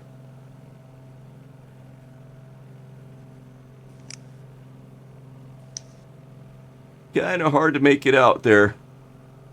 Is that a squirrel? Is that a sloth? Is it a fox? Oh boy, it's hard to tell. Yep. Well, lucky for you, we can't tell, because if it was a fox, I'd be coming over. So everybody, welcome to the stream. Quick introduction. I'm Foxtrot. Right up above me, right up here, is my in real life next door neighbor, good friend, and co-host at Foxtrot's Hangar, Treetop Flyer. And what I was just gonna say is, if he's sporting a fox on his tail, Foxtrot, right, fox?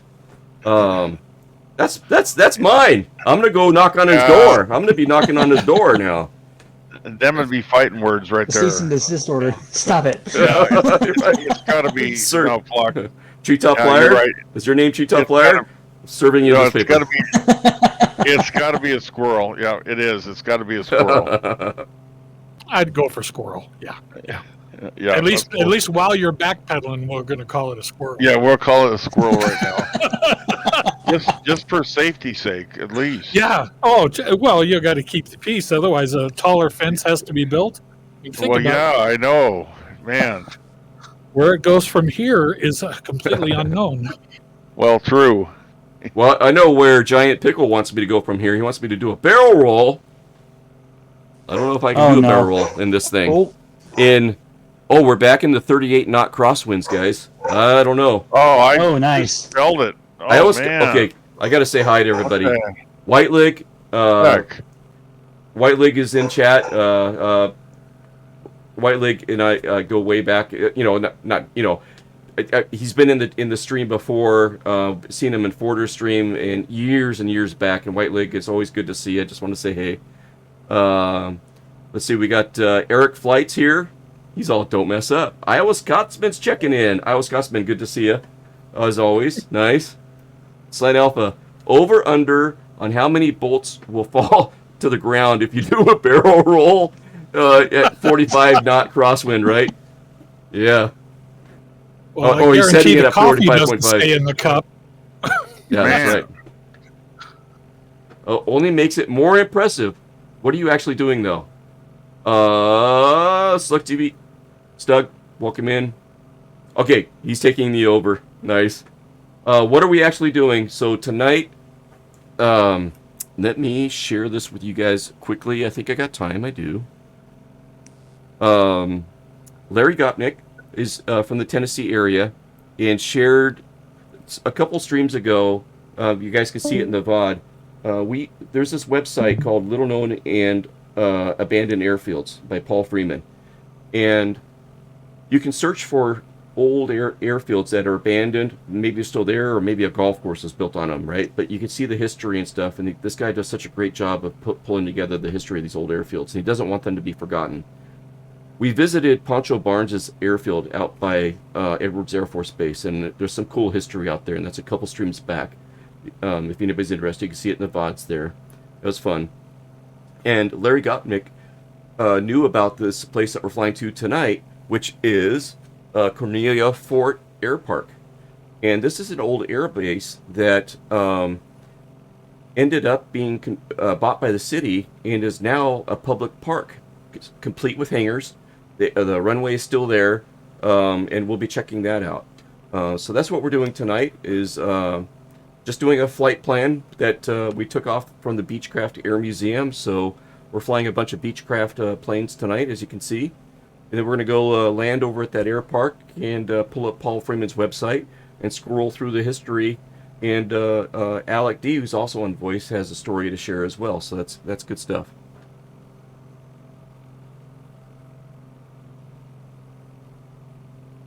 Okay, all right. Autopilot's coming off. And we're doing a barrel roll. Let's see if we can pull this off here.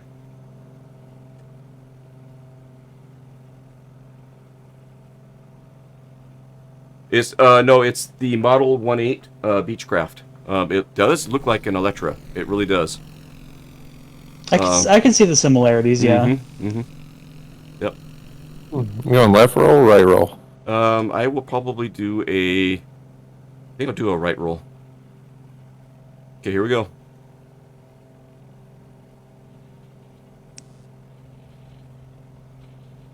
Hopefully she holds. Oh, she's doing all right, guys. Hopefully.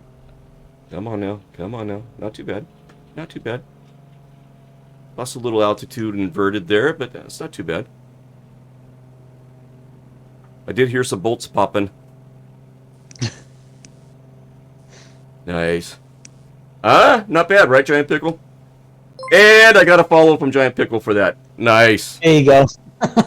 His finger was on that, follow button. Is he going to do a barrel roll or isn't he? If he does, he's not going to do it. No, he's talking about it. Somebody just did something. Who was that? Was that Great AG? Here it is. Took off your wing. A barrel roll. No, he still had his wing, I think. Almost lost the windscreen. No, drop at least. You got so close.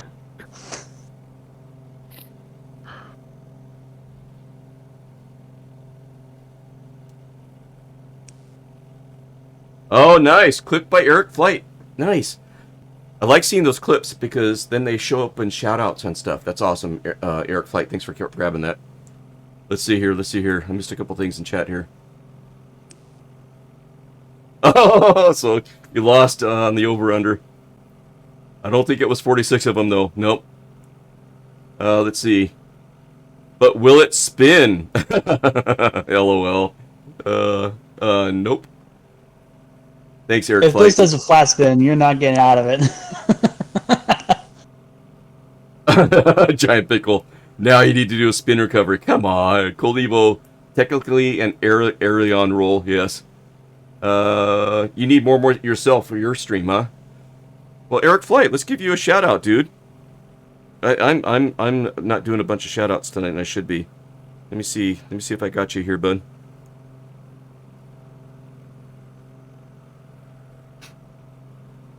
Come on. And autopilot's working good. Why isn't Let's that see runway pulling him lights up? off our There it nose. goes. Eric Flight, where are you at, bud? What was that? I see airfield lights off our nose. Okay, cool. Okay, here comes a shout out for Eric Flight.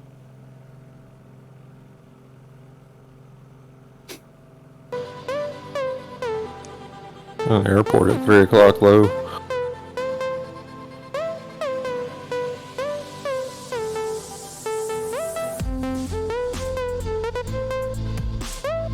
Oh, nice. In real life, too. Cool. Let's see. I have to road trip for a doctor's appointment tomorrow, so I'm headed in. Nice to see you again, friends. Night, night, and cheers. Cheers right back at you, Slime Alpha. Thanks again for the raid. Massive raid. Epic. Thank you for that. Much appreciated. Great AG, not a fox, not a mouse, not a squirrel. Officially, it's a mongoose. Okay. We'll have to let Treetop know when he gets back. It's a mongoose. Thanks for that.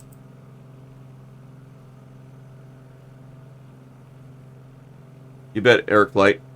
And let's see, Viper Strike was in here giving us a doing some modding earlier today. Let me give Viper Strike a shout out.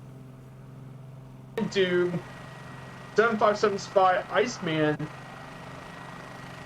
widely low, or the shout displeasing. Actually, I think they're a pretty easy choice. I haven't rated them in a while. Cool. And let's see. I don't think they're working. I saw them on the stream, but we don't hear the sound. But I think I see them on the stream, but we can't hear them on Discord. Okay, was it supposed to drop a link with them too, or no? Oh, yeah. That my bot's broken. That part of it's broken. You're right. It's not working. You're hearing the sound and stuff. But yeah, you're right. My bot is broken, so the command isn't coming in. I tried. That's why I was a little late. I was trying to get my bot reauthorized, but it wouldn't take it. But at least I'm introducing you guys to these folks.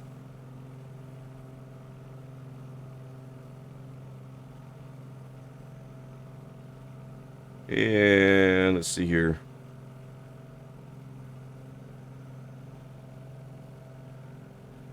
Okay. Heck yeah. We are getting close to our destination, so I'm gonna start losing some altitude. Okay, this runway is at 420 feet. It's a 3,494 foot runway, so we should be good there. And it runs kind of northeast, southwest direction. So I'm gonna cut off the autopilot, and I'm gonna head to the north of the airport and come in on, it looks like 22. So we should start doing that now. Start branching out to the right here. Okay, autopilot's coming. I can switch over to heading mode. Yeah, let's switch over to heading mode. Make sure my heading bug is set. It's not. I'd be going the other direction if I did that. There we go. Is that our airfield off to our 11 o'clock? Airfield is... Nope, that's Nashville. This is going to be a closed runway. It's a single runway, so it's not going to have any lights or anything. Old Evil's checking out. He says, night all, got to go to bed. Good night. STW says, always keep the heading bug centered. Yes. Woo, my new mic comes tomorrow. Hopefully it works well. And congrats. STW set out a goal with subs to get a mic, and he attained it. And so the support was great for STW, and that's arriving tomorrow. That's awesome. Nice. All right. Let me see here. I think what I'm going to do is a midfield approach. I'll cross over midfield and then enter a right downwind. And we'll do that. And I need to lose some altitude here. Okay, autopilot's coming off. We're doing traffic calls from the final? Sure. Cornelia Fort traffic, Beechcraft wind 6318 Romeo, 5 miles to the east, inbound for midfield arrival. 22. Cornelia Fort.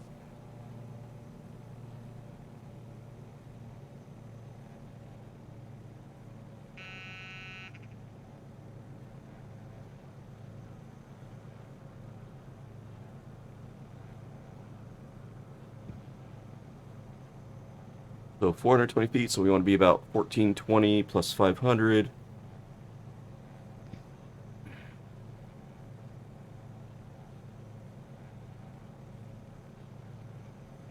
About 14.5 should do. Or 14.8.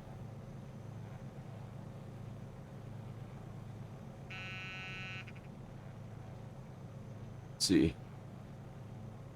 Unicom calls could still use some work, but it's gotten a lot better. Thanks, STW. I know, it just doesn't roll off the tongue. At least you aren't someone that talks about their life story on frequency.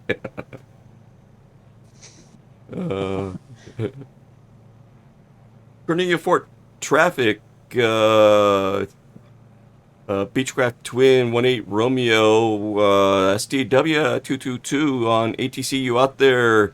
Are you on frequency? I know you. We met on stream. Can you help me out? Cornelia Fort traffic.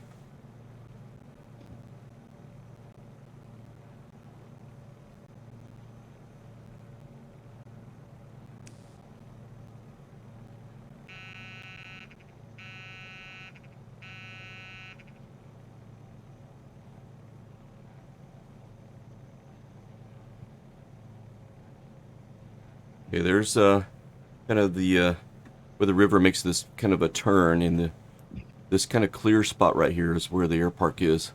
And so we're kind of lined up for a nice midfield approach here. Okay, maybe keep it at approach altitude. Looks like the airfield was turned into a parking lot. Unless I'm reading that incorrectly. There's a bunch of looks like little squares on the airfield down there, and that's kind of where you would park your GA plane. The wings would be on the grass, but your wheels would be on pavement. Kind of weird. We'll see that in a minute. Gotcha. Oh, okay, I see it now. I was looking at a different area.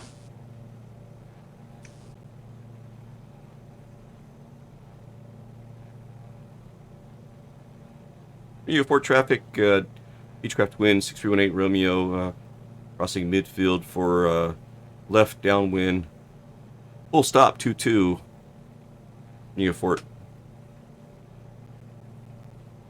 Gotta make it quick, but I just can't get it rolling off the tongue just yet. Cornelia Fort, Texan 66 Lima Mike, crossing midfield for left downwind 22. Have the Beechcraft in sight.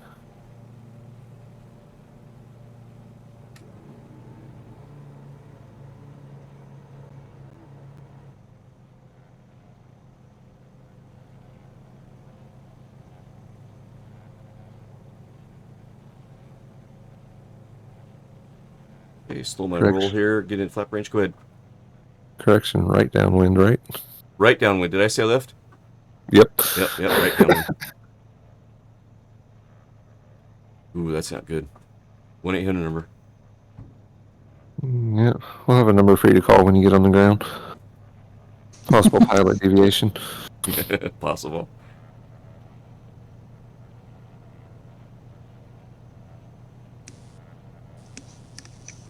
Right, SDW? Yep. Oh, Larry says we're crossing over Opryland Hotel and Opry House. Nice. Oh, I've been there. Oh my goodness. All right, KO4 traffic, Beechcraft, twin 6318 Romeo, right base for full stop 22 Cornelia Fort.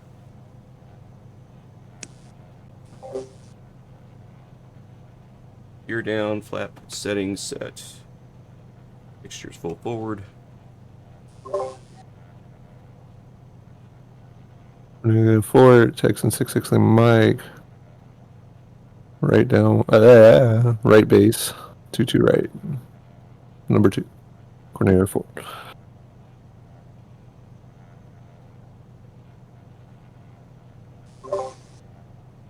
I already forgot the name of the airport. Cornelia Fort. I keep looking at my little cheat sheet. Okay. Cornelia Ford, Beechcraft, 49er Lima, inbound, runway 22, number 4, Crimea.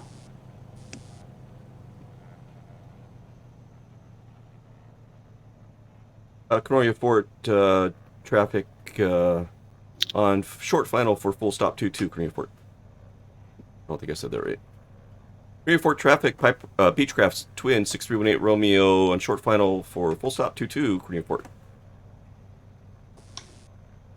Cornelia Fort, Texan 66 Lima Mike, on final 22. Traffic in sight, Cornelia Fort.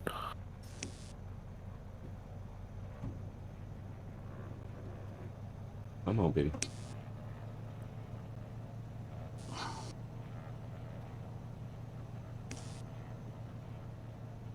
Ooh, whoa, whoa, whoa. It's kind of gusty here.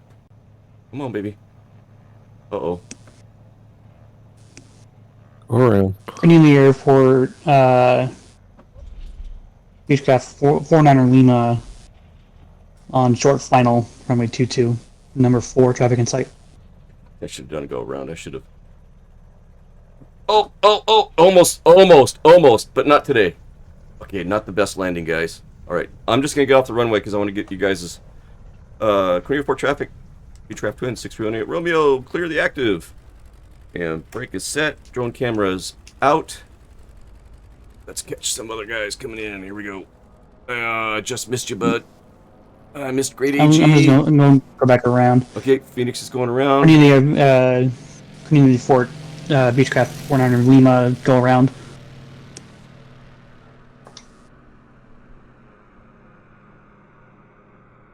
I kind of hosed that landing. I should have done a go around too. But I want to catch you guys' landings. That's more important to me.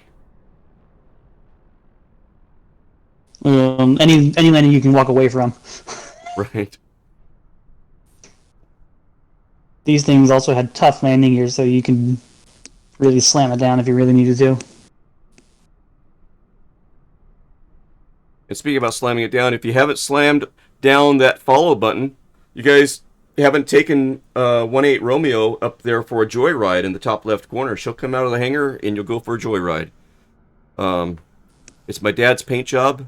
It's my dad's plane. I just ask that you put it back in the hangar where you found it. Don't scratch the paint, please. What he doesn't know won't hurt me. Ooh, here we go. Nice. Ooh. A little bumpy, that's okay. Nice. Here we go.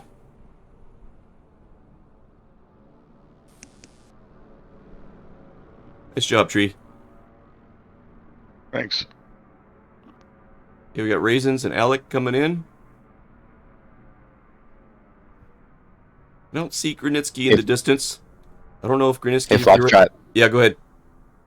If anybody's in the 18 and wants to crash on the left-hand side in the grass with their wheels up, that'd be great. So yeah, to support Alec's story that he's going to share, if somebody wants to crash land by doing a wheels up landing on the right-hand side in the grass of the runway, that would totally support the story he's going to share. That would be great.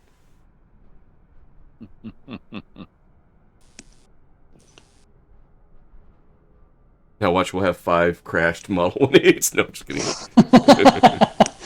Everybody crashes. That'll work too. Yep. Oh, King Cornelia Crova. Fort, be advised, Beechcraft 49er Lima, hydraulic failure on landing gear, not able to extend. Be advised, crash landing left of the runway on 22. I love it. Oh, that's great. Oh, man. Got tears in my eyes. My my ATC callouts need some work for sure, but It's this airport, man. That's what it is. It's throwing everybody off. wait, somebody's supposed to crash on the left or the right? Left Need side, to right? make a decision. To the here. left The left, yeah. Left side, okay. Here we go. in the grass. Oh my god. Ah, shit. It doesn't have to be There we perfect. go. It's just funny for the story. Oh! That was too fast. There we go. In the trees. And I'm in the trees. Oh no! Hey, now you're in my neck of the woods.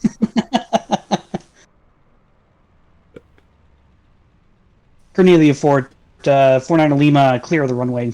Yeah. Clear the runway and clearing some trees. Yeah, yeah, For lawn service. yeah. Timber! Great AG says. Oh, Curtis, are you going to try one too? Grass in the Why grass? not? There we go. In the T6. Yeah, if we can get a proper grass landing with the Model 1-8 or something, that'd be cool. Just to support Alex's story. That's awesome. Here we go. Here we go. Oh, Curtis, looking good. Oh, that poor prop. Nice. Nice job. Looking super. Oh, look at that sock, guys. Man. Holy cow! Raisin says, challenge accepted. Yeah.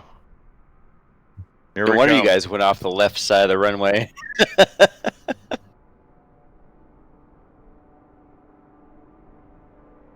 Dirty Phoenix is coming in for another try. Oh, okay, it's very, very I'm gonna fast speed here. up my camera here. Here we go. Well, I think you're gonna hit the trees again. I floated it too much. Here comes Raisins. Let's catch Raisins. Looks like he might be on short final. Yep.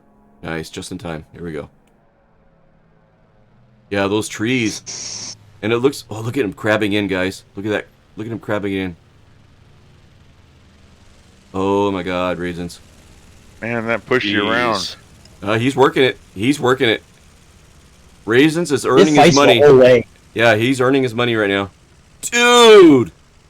Well played, sir. Wow. Yeah. Well played. I'm gonna try a proper landing this time. I gotta redeem myself. Well played. Nice job, Raisins.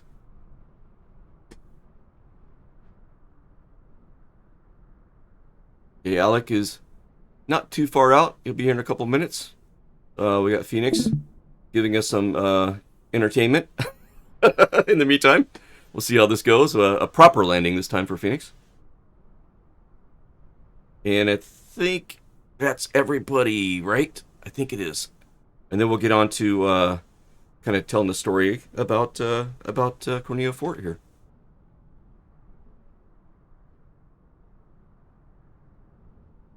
We park in here or anywhere else? Oh, you can park there. That's fine. Shutting down.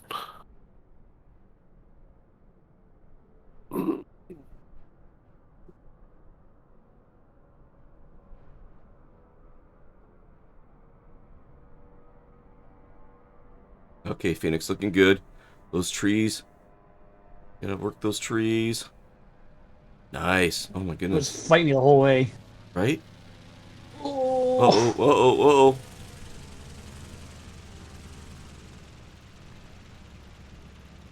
Nice.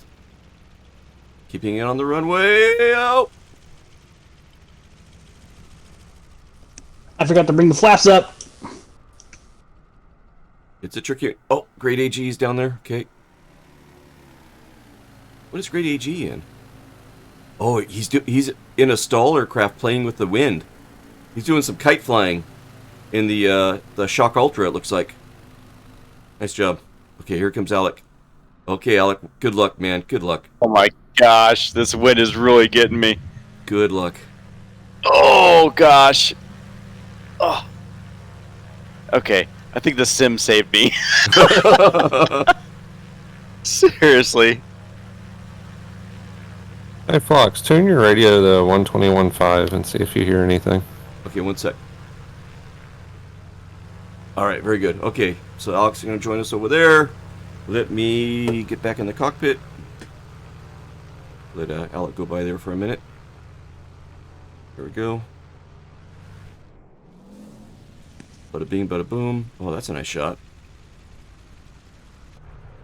Okay, tune my comm radio to 121.5.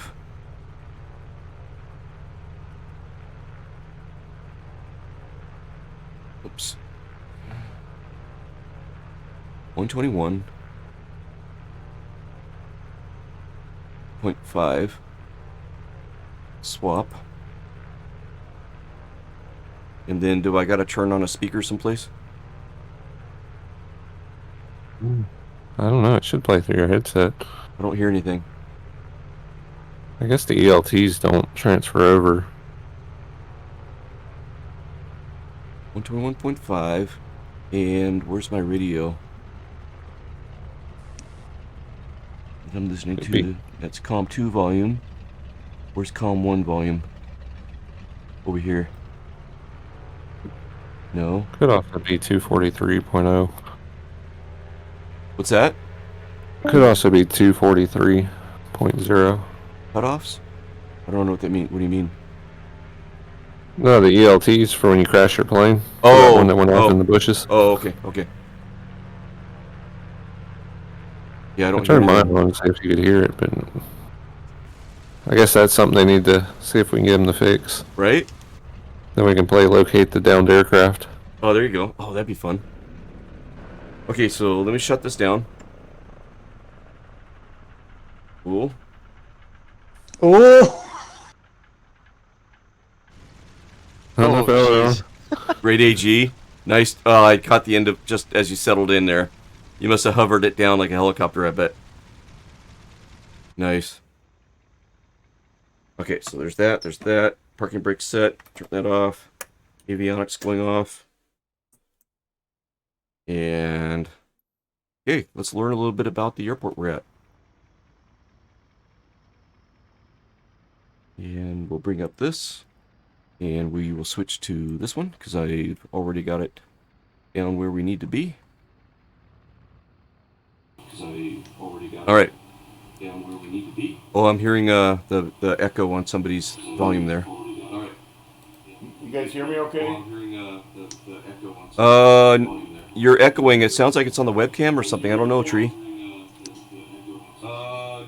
You're echoing. It sounds like it's on the webcam. I'll catch you later, Phlox. Good All flight. right. I gotta take care of the baby. All right, we'll see you, bud. Yeah. Thanks again. I'll catch you later, Phlox. Good flight. All right, we'll see you, bud. Thanks again.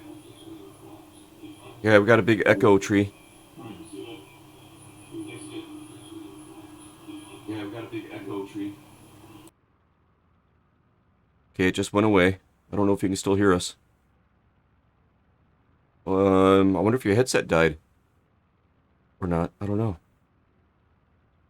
Okay, I can't hear him at all. Yeah, it's like he's muted or something, but when he did that other input option, it was like his webcam or something like that. I'm not sure what it was. And it sounded kind of echoey and tinny. And we could hear his TV or something. Okay, so what he's sorting that out, I'm sure. So let's just we'll continue on. So down here on Tennessee, I chose Central Tennessee, and you can see where the scroll bar is over here. It's about 2/3 of the way down. And we come across Cornelia Ford Airport here in Nashville, Tennessee. And it gives some of the coordinates. And Mr. Freeman does a great job of pulling any and all resource material together that he can.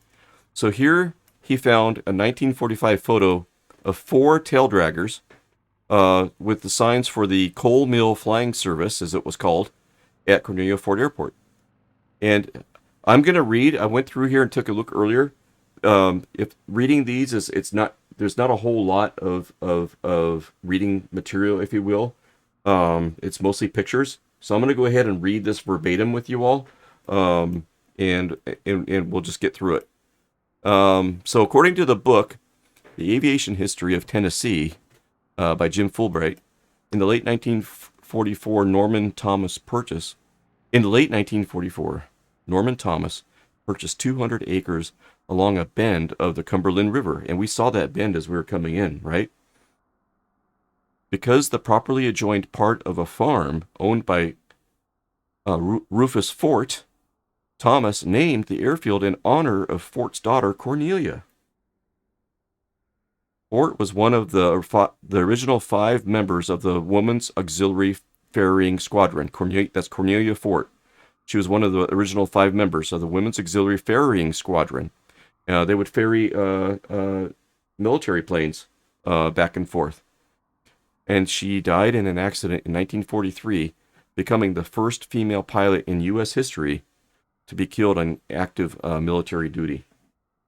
And there's another piece of history with Cornelia that we'll see in a minute as well. Logan Colbert reported, "My grandfather was Onus Colbert. He started coal mill in December of 1944 in the North Hangar on the Cornelia Fort property.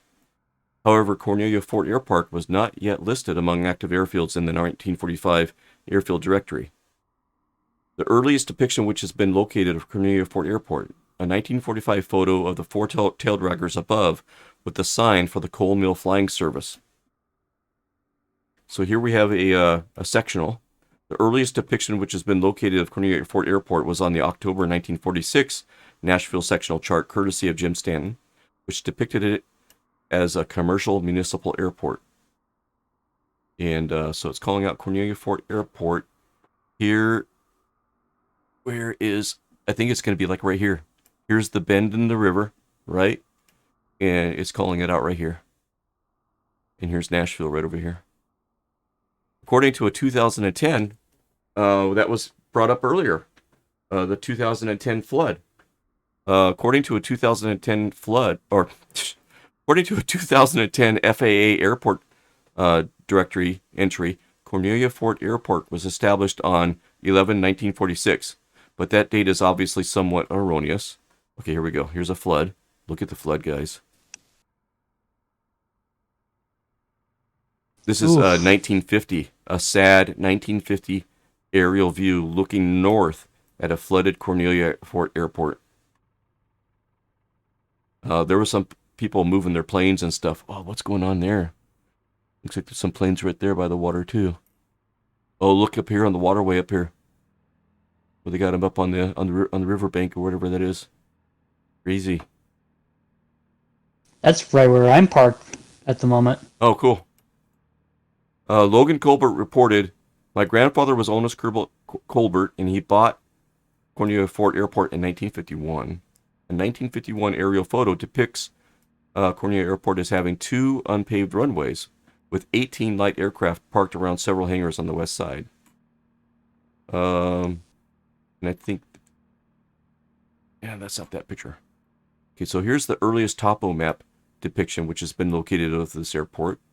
It was 1952. It's depicted as the field as having 2 runways with a ramp and 4 small buildings on the west side. There you go. According to Wikipedia, the early 1950s, Ernest Colbert bought out his partner to become sole owner, operating it as Coal Mill Enterprises. And there's another overhead shot. What is this?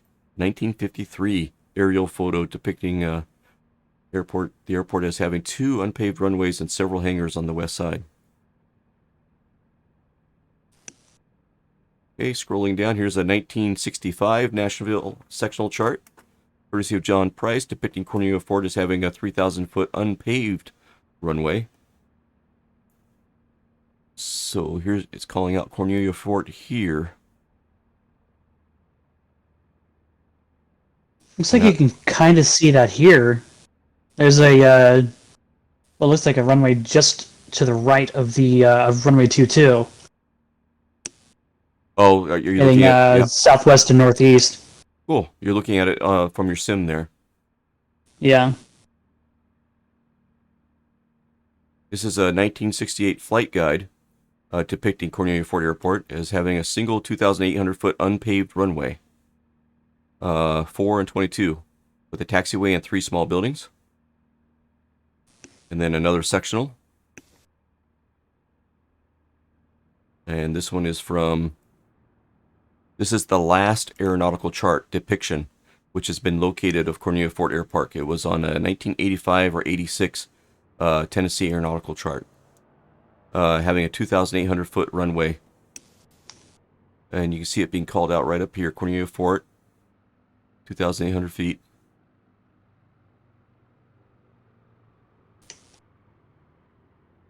Cornelia Fort Airpark evidently gained a paved runway at some point between 1968 and 1997, as the 1997 topo map depicts it as having a single paved northeast south west runway with a parallel taxiway, which is what we landed on, and a ramp and cluster of buildings along the west side. And check out this picture, guys. Remember I was telling you about those the parking, the GA parking area over there? See how the landing gear is on those paved sections, but then the wings and stuff are over the grass. I've never seen anything like that before. Kind of interesting. Yeah.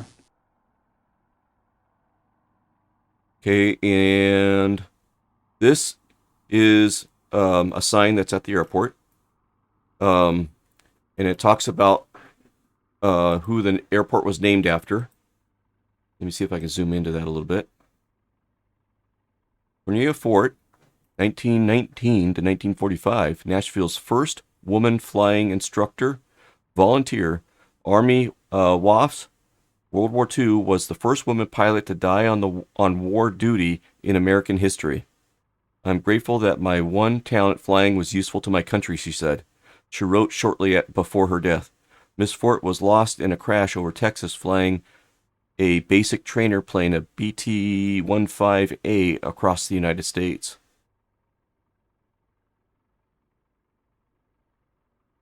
Okay. And now let me zoom back out again. If I can. Will it let me? There we go. So now we're coming down to a Model 1.8 that was housed here at Cornelia Ford Airpark, and which is the inspiration for me flying the 1.8 tonight out of Beechcraft Heritage Museum there. So this is N2019 Charlie. This is a 2004 photo of that 1.8 at Cornelia Ford Airpark.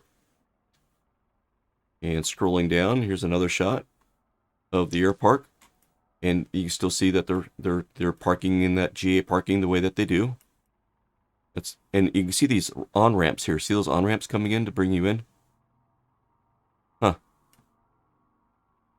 2007, 2011 it says. This is kind of a cool shot. This undated 2007, 2011 photo showing a twin Cessna in front of the Coal Mill Enterprises building that we learned about earlier. It almost looks like this is a marketing shot, like they were trying to, keep things alive or something. Hmm. An undated photo, 2007, 2011-ish.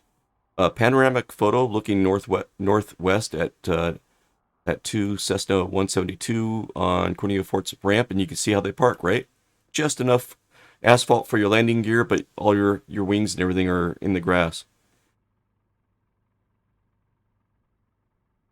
Another aerial view. And 2010, was that May 2010 photo looking north at the result of the 2010 flood that was mentioned earlier in chat. Showing a partially submerged beach barren in front of the Coal Mill Enterprises building.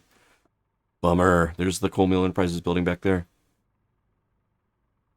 Let's see. Tree says, sorry, sound quit working. I can hear but not speak on Discord. Roger that, Tree. Sorry about that, man. The wind is crazy, right, AG? Yeah, yep. I saw you doing that stuff earlier in that Shock Ultra. According to John Bailey, the May 2010 flood sealed the airport's fate. According to Wikipedia, the airport owner, Ernest Colbert, sought a buyer for the Airpark after defaulting on a $1.4 million loan in 2010 after it was inundated in 2010 Tennessee floods. Bummer. According to a 2010 FAA airport facility entry, Airpark covered an area of 300 acres, had a single 3,500-foot runway, asphalt runway, 4 and 22. It was owned by Coal Mill Enterprises, and the manager was Scott White. The airport was said to have 27 based aircraft and to conduct an average of 82 takeoffs and landings per day. And in 2011, the city of Nashville acquired 141-acre the 141-acre airport to include it in its non-aviation part of Shelby Park. John Bailey reported in 2011, Cornelia Fort has closed. This 2011 photo shows, so that's in 2011, and this is in August of 2011. Okay, airport's closed, guys.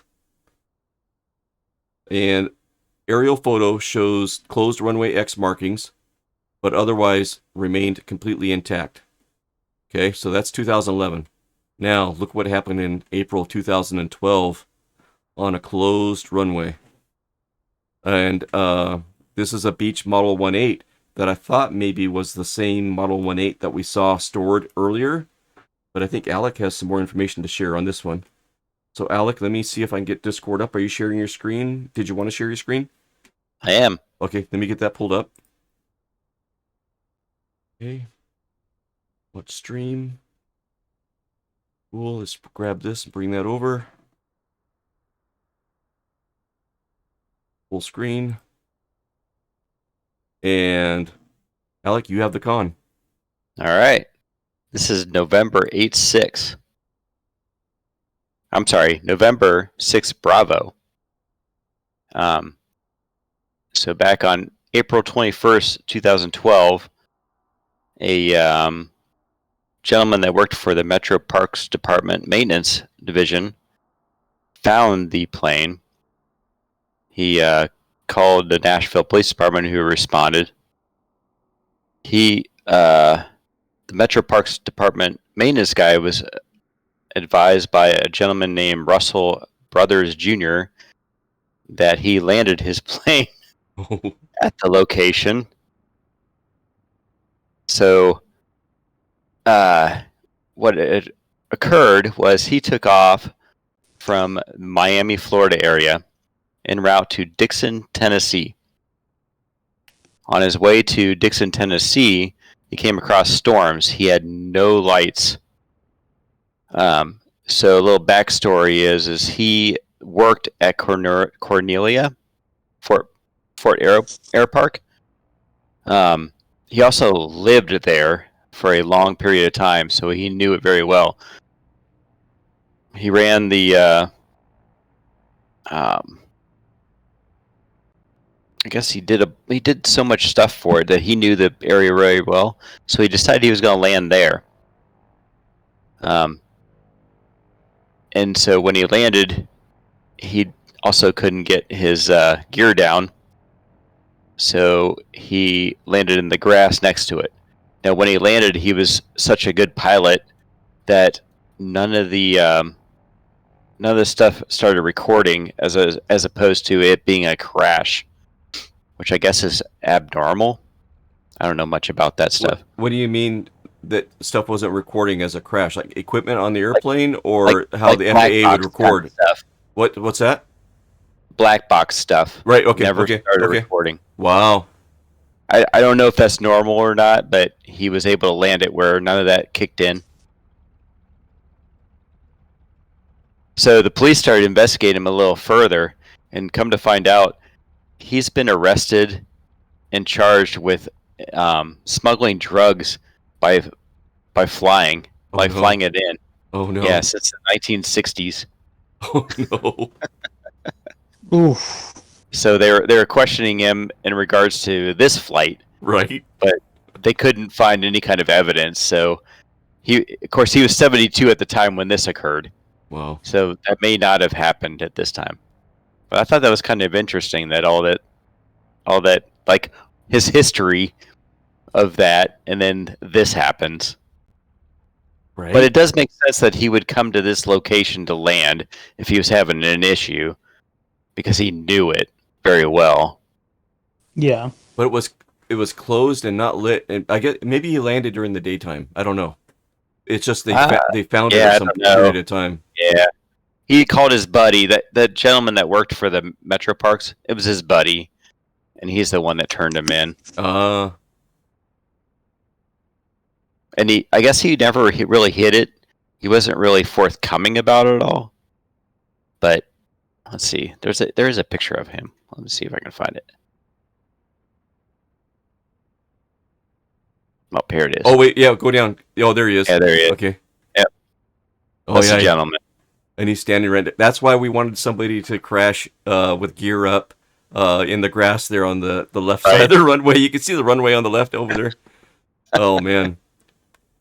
Alec, great job finding this stuff. So there's a picture of him. What else do we have on here on this page? I think there was a video, but I don't know if there's time to play the video. How long it is? Yeah, it's not very long. It's just a similar plane. It's probably the one that you have pictured. Oh yeah, that you showed earlier. Yep. Here, I'll pull it up. It just shows it taking off and then landing. Oh, I can't get it full.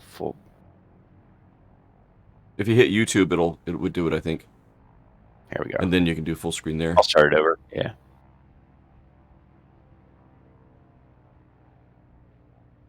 Super Bowl 57, Sunday, February 12th, live. And we can hear it too.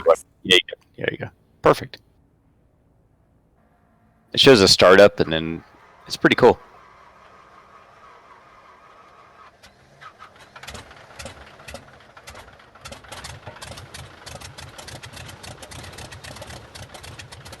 Oh, come on. That's cool, man. The sound. Yeah, the Junior Wasp was such a glorious engine.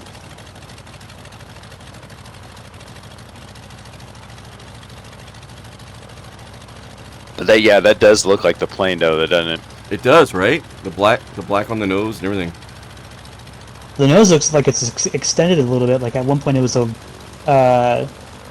AT-11 or something like that, and then it got converted back to a This isn't the civilian. plane that crashed, but it's similar to it. Larry. Oh, let's see. Larry says he ended up doing time after this because he had guns as a convicted felon. A real-life treetop flyer. You know what's funny is when Treetop Flyer was talking about smuggling drugs, I was thinking of this guy, and I'm like, oh, I gotta bring that up, but I forgot about it until he just brought it up. That's funny.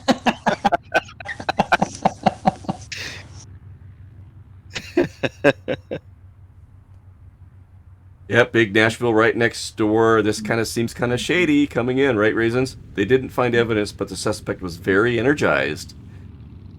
Flying that plane high on cocaine, he says, yep.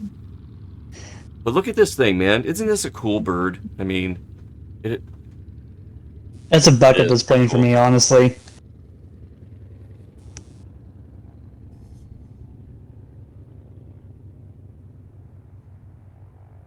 I don't know if you can like fast forward a little bit if they're going to taxi all the way till he gets ready to take. There you go. Yeah. There we go.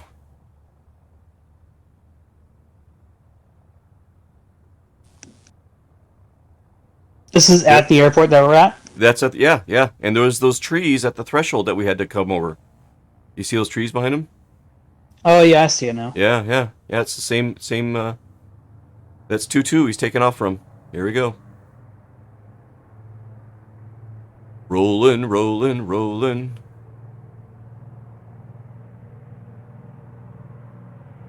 Those engine sounds.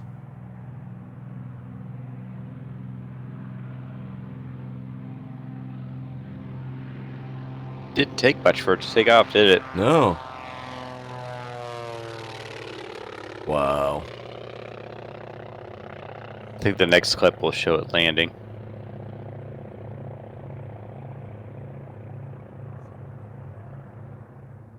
Yeah, there we go. Okay, Larry. Yep. Thanks for the reminder, Larry. Larry has some pictures too.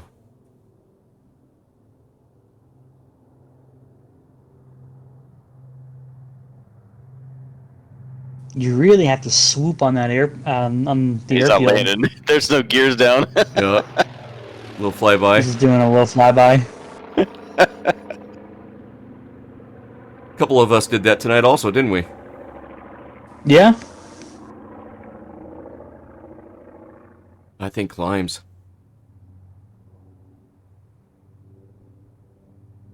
Here's the landing.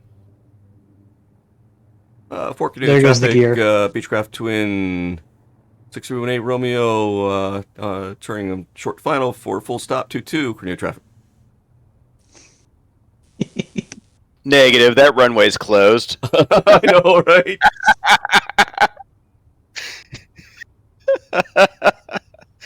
Oh man, dropping in right in those trees. And flare. Wow, he flared like at the last second. There we go, touchdown. You really don't want to touch the controls too much with this, otherwise it'll float really bad. I was having that issue earlier. I almost nosed it over too. Yeah, you just want to let it roll. Oh, that's awesome. Is the tail still up in the air? No, it's not. Okay. No. It was being hidden by that one. Yeah, you're seeing the back fin. Yeah. Listen to that. So cool. Should be. Oh, I guess got a little bit more. I don't know what that shows. Go ahead and kind of fast forward a little bit, see what we see. Oh, there we go. Little roll by there. Here we go. Boy, that's pretty narrow, man. Yeah, it is. And that's awesome.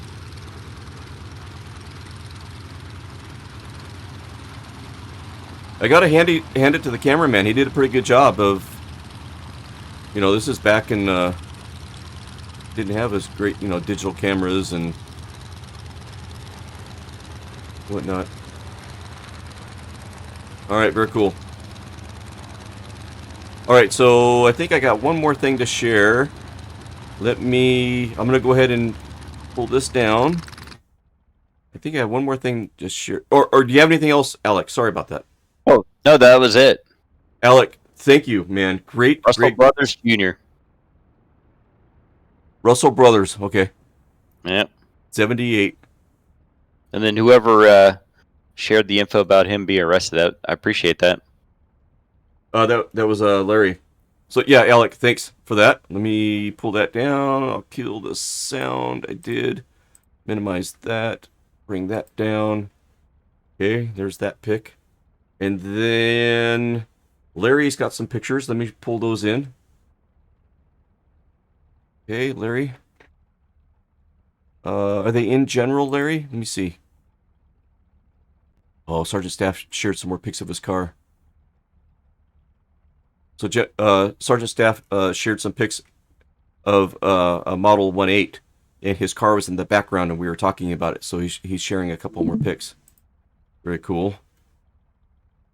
And Such a beautiful car. Right? Oh, nice. The oldest vehicle that I've ever owned is a 74 Lincoln.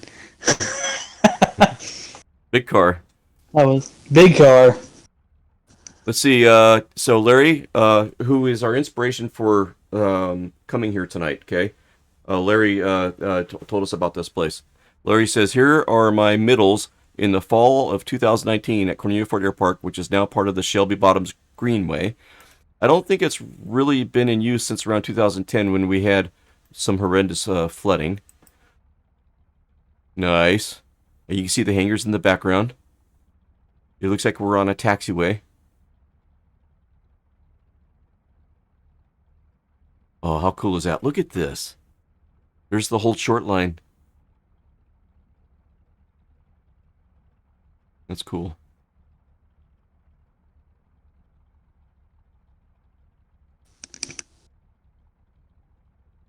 Look at that. Now that's out on the runway. And I'm guessing looking to the east, which is, there's the trees that we crossed over at the threshold. Very cool, Larry. Mm-hmm. How cool is that? Oh, look at this. Oh, that's a great shot. Gonna need a little more speed. Okay, let's see. See if we got some more. Oh, Sergeant Staff shared another one here showing from the back. That's such a cool car, Sergeant Staff.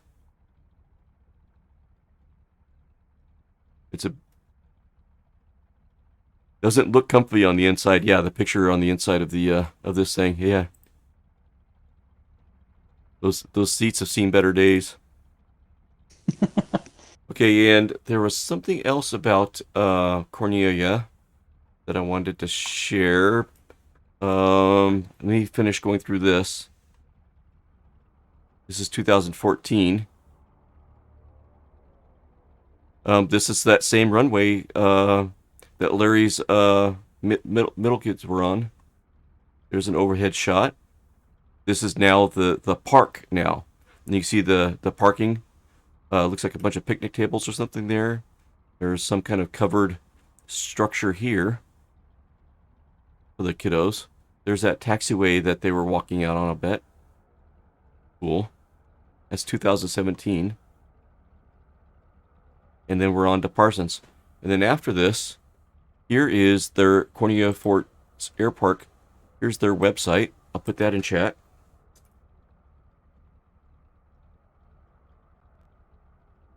There were cyclists hauling ass on the runway too. Okay, here's a link to the website we're looking at right now. So here you go, Nashville Fun for Families. Cornelia Fort Airpark, East Nashville, Tennessee. Cornelia Fort. And, you know, there's some folks on their bikes there. It's a great place to take the kids and go biking. So here's another story I wanted to share about Cornelia Fort. She was a United States aviator who became famous for being part of 2 aviation-related events. We spoke to one. The first one occurred while conducting a civilian training flight at Pearl Harbor on December 7th, 1941, when she was the first United States pilot to encounter the Japanese air fleet during the attack on Pearl Harbor. Whoa. She and her student narrowly escaped a mid-air collision with a Japanese aircraft and a strafing attack afterwards, making an emergency landing. And then that following year, Fort became the second member of what was to become the Women Air Force Service Pilots, or WASP. Cornelia was working as a WASP ferry pilot on the 21st of March, 1943, when she became the first female pilot in American history to die in active duty in that mid-air collision over Texas. And there she is.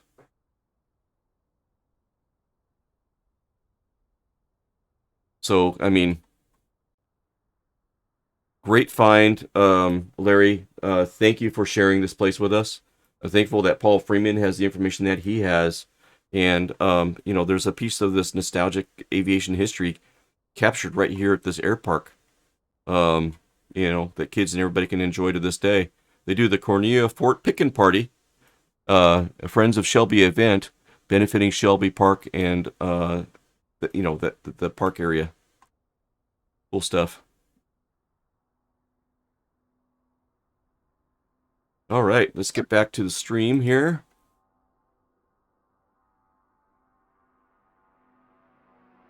We'll get outside here.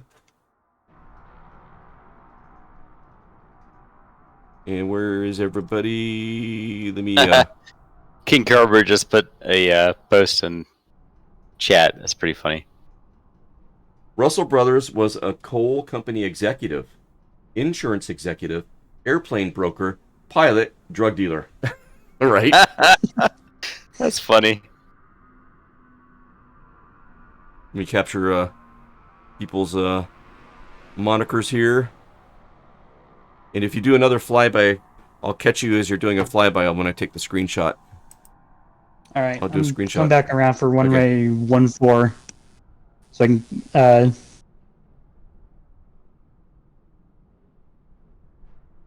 Larry says, "No, thank you. It was a blast, even if not flying." Oh, that's great, Larry.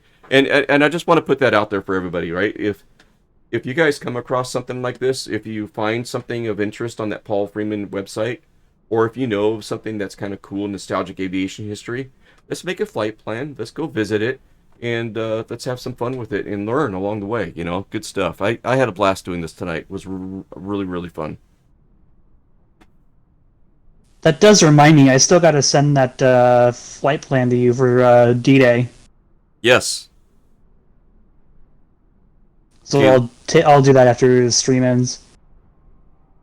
Okay, a little lower so I get your name tag. There it is. There it is. Here comes Phoenix, and got it. Nice. I'll post that. Larry says he came from a well-respected family. Great AG says, good game, all was fun. Thank you very much. Treetop, it was tons of fun. Thanks, Fox, and everyone. Yeah, thank you, Tree. Yeah, thank y'all for having us. And everybody, let's say thank you to Alec for taking the time to do a little bit of research and put that together in the minutes leading up to the stream tonight. It was like a last-minute thing. So great job, Alec. Thank you very much. It was fun. I love history. All right, who are we going to raid? Am I missing any pictures on Discord, anybody? Am I missing anything before we look for a raid? I just want to make sure I'm not missing anything. I wasn't able to capture any. I was too far back from most of the flight. Anybody in chat? Is there anything that was posted in Discord that I have not shown yet? Just want to make sure. I don't want to...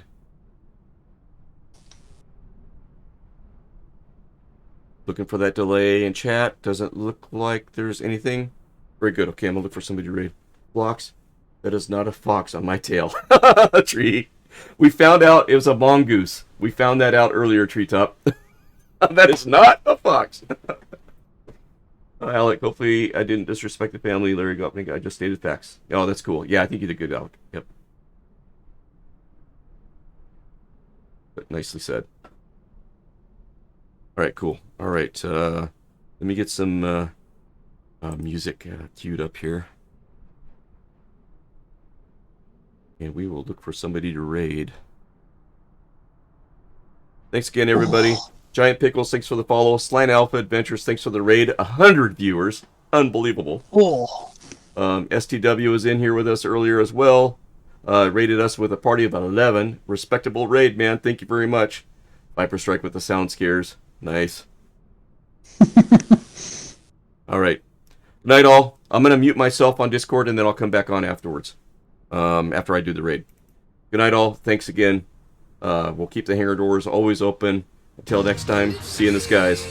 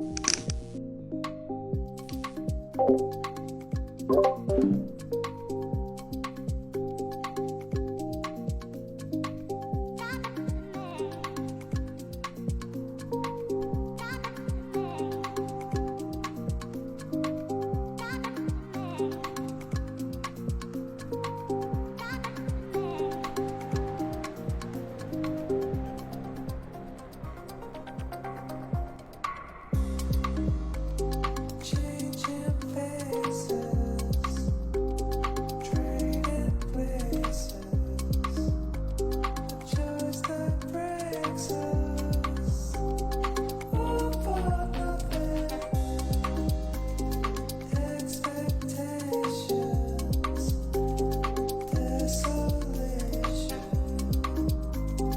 leave no traces.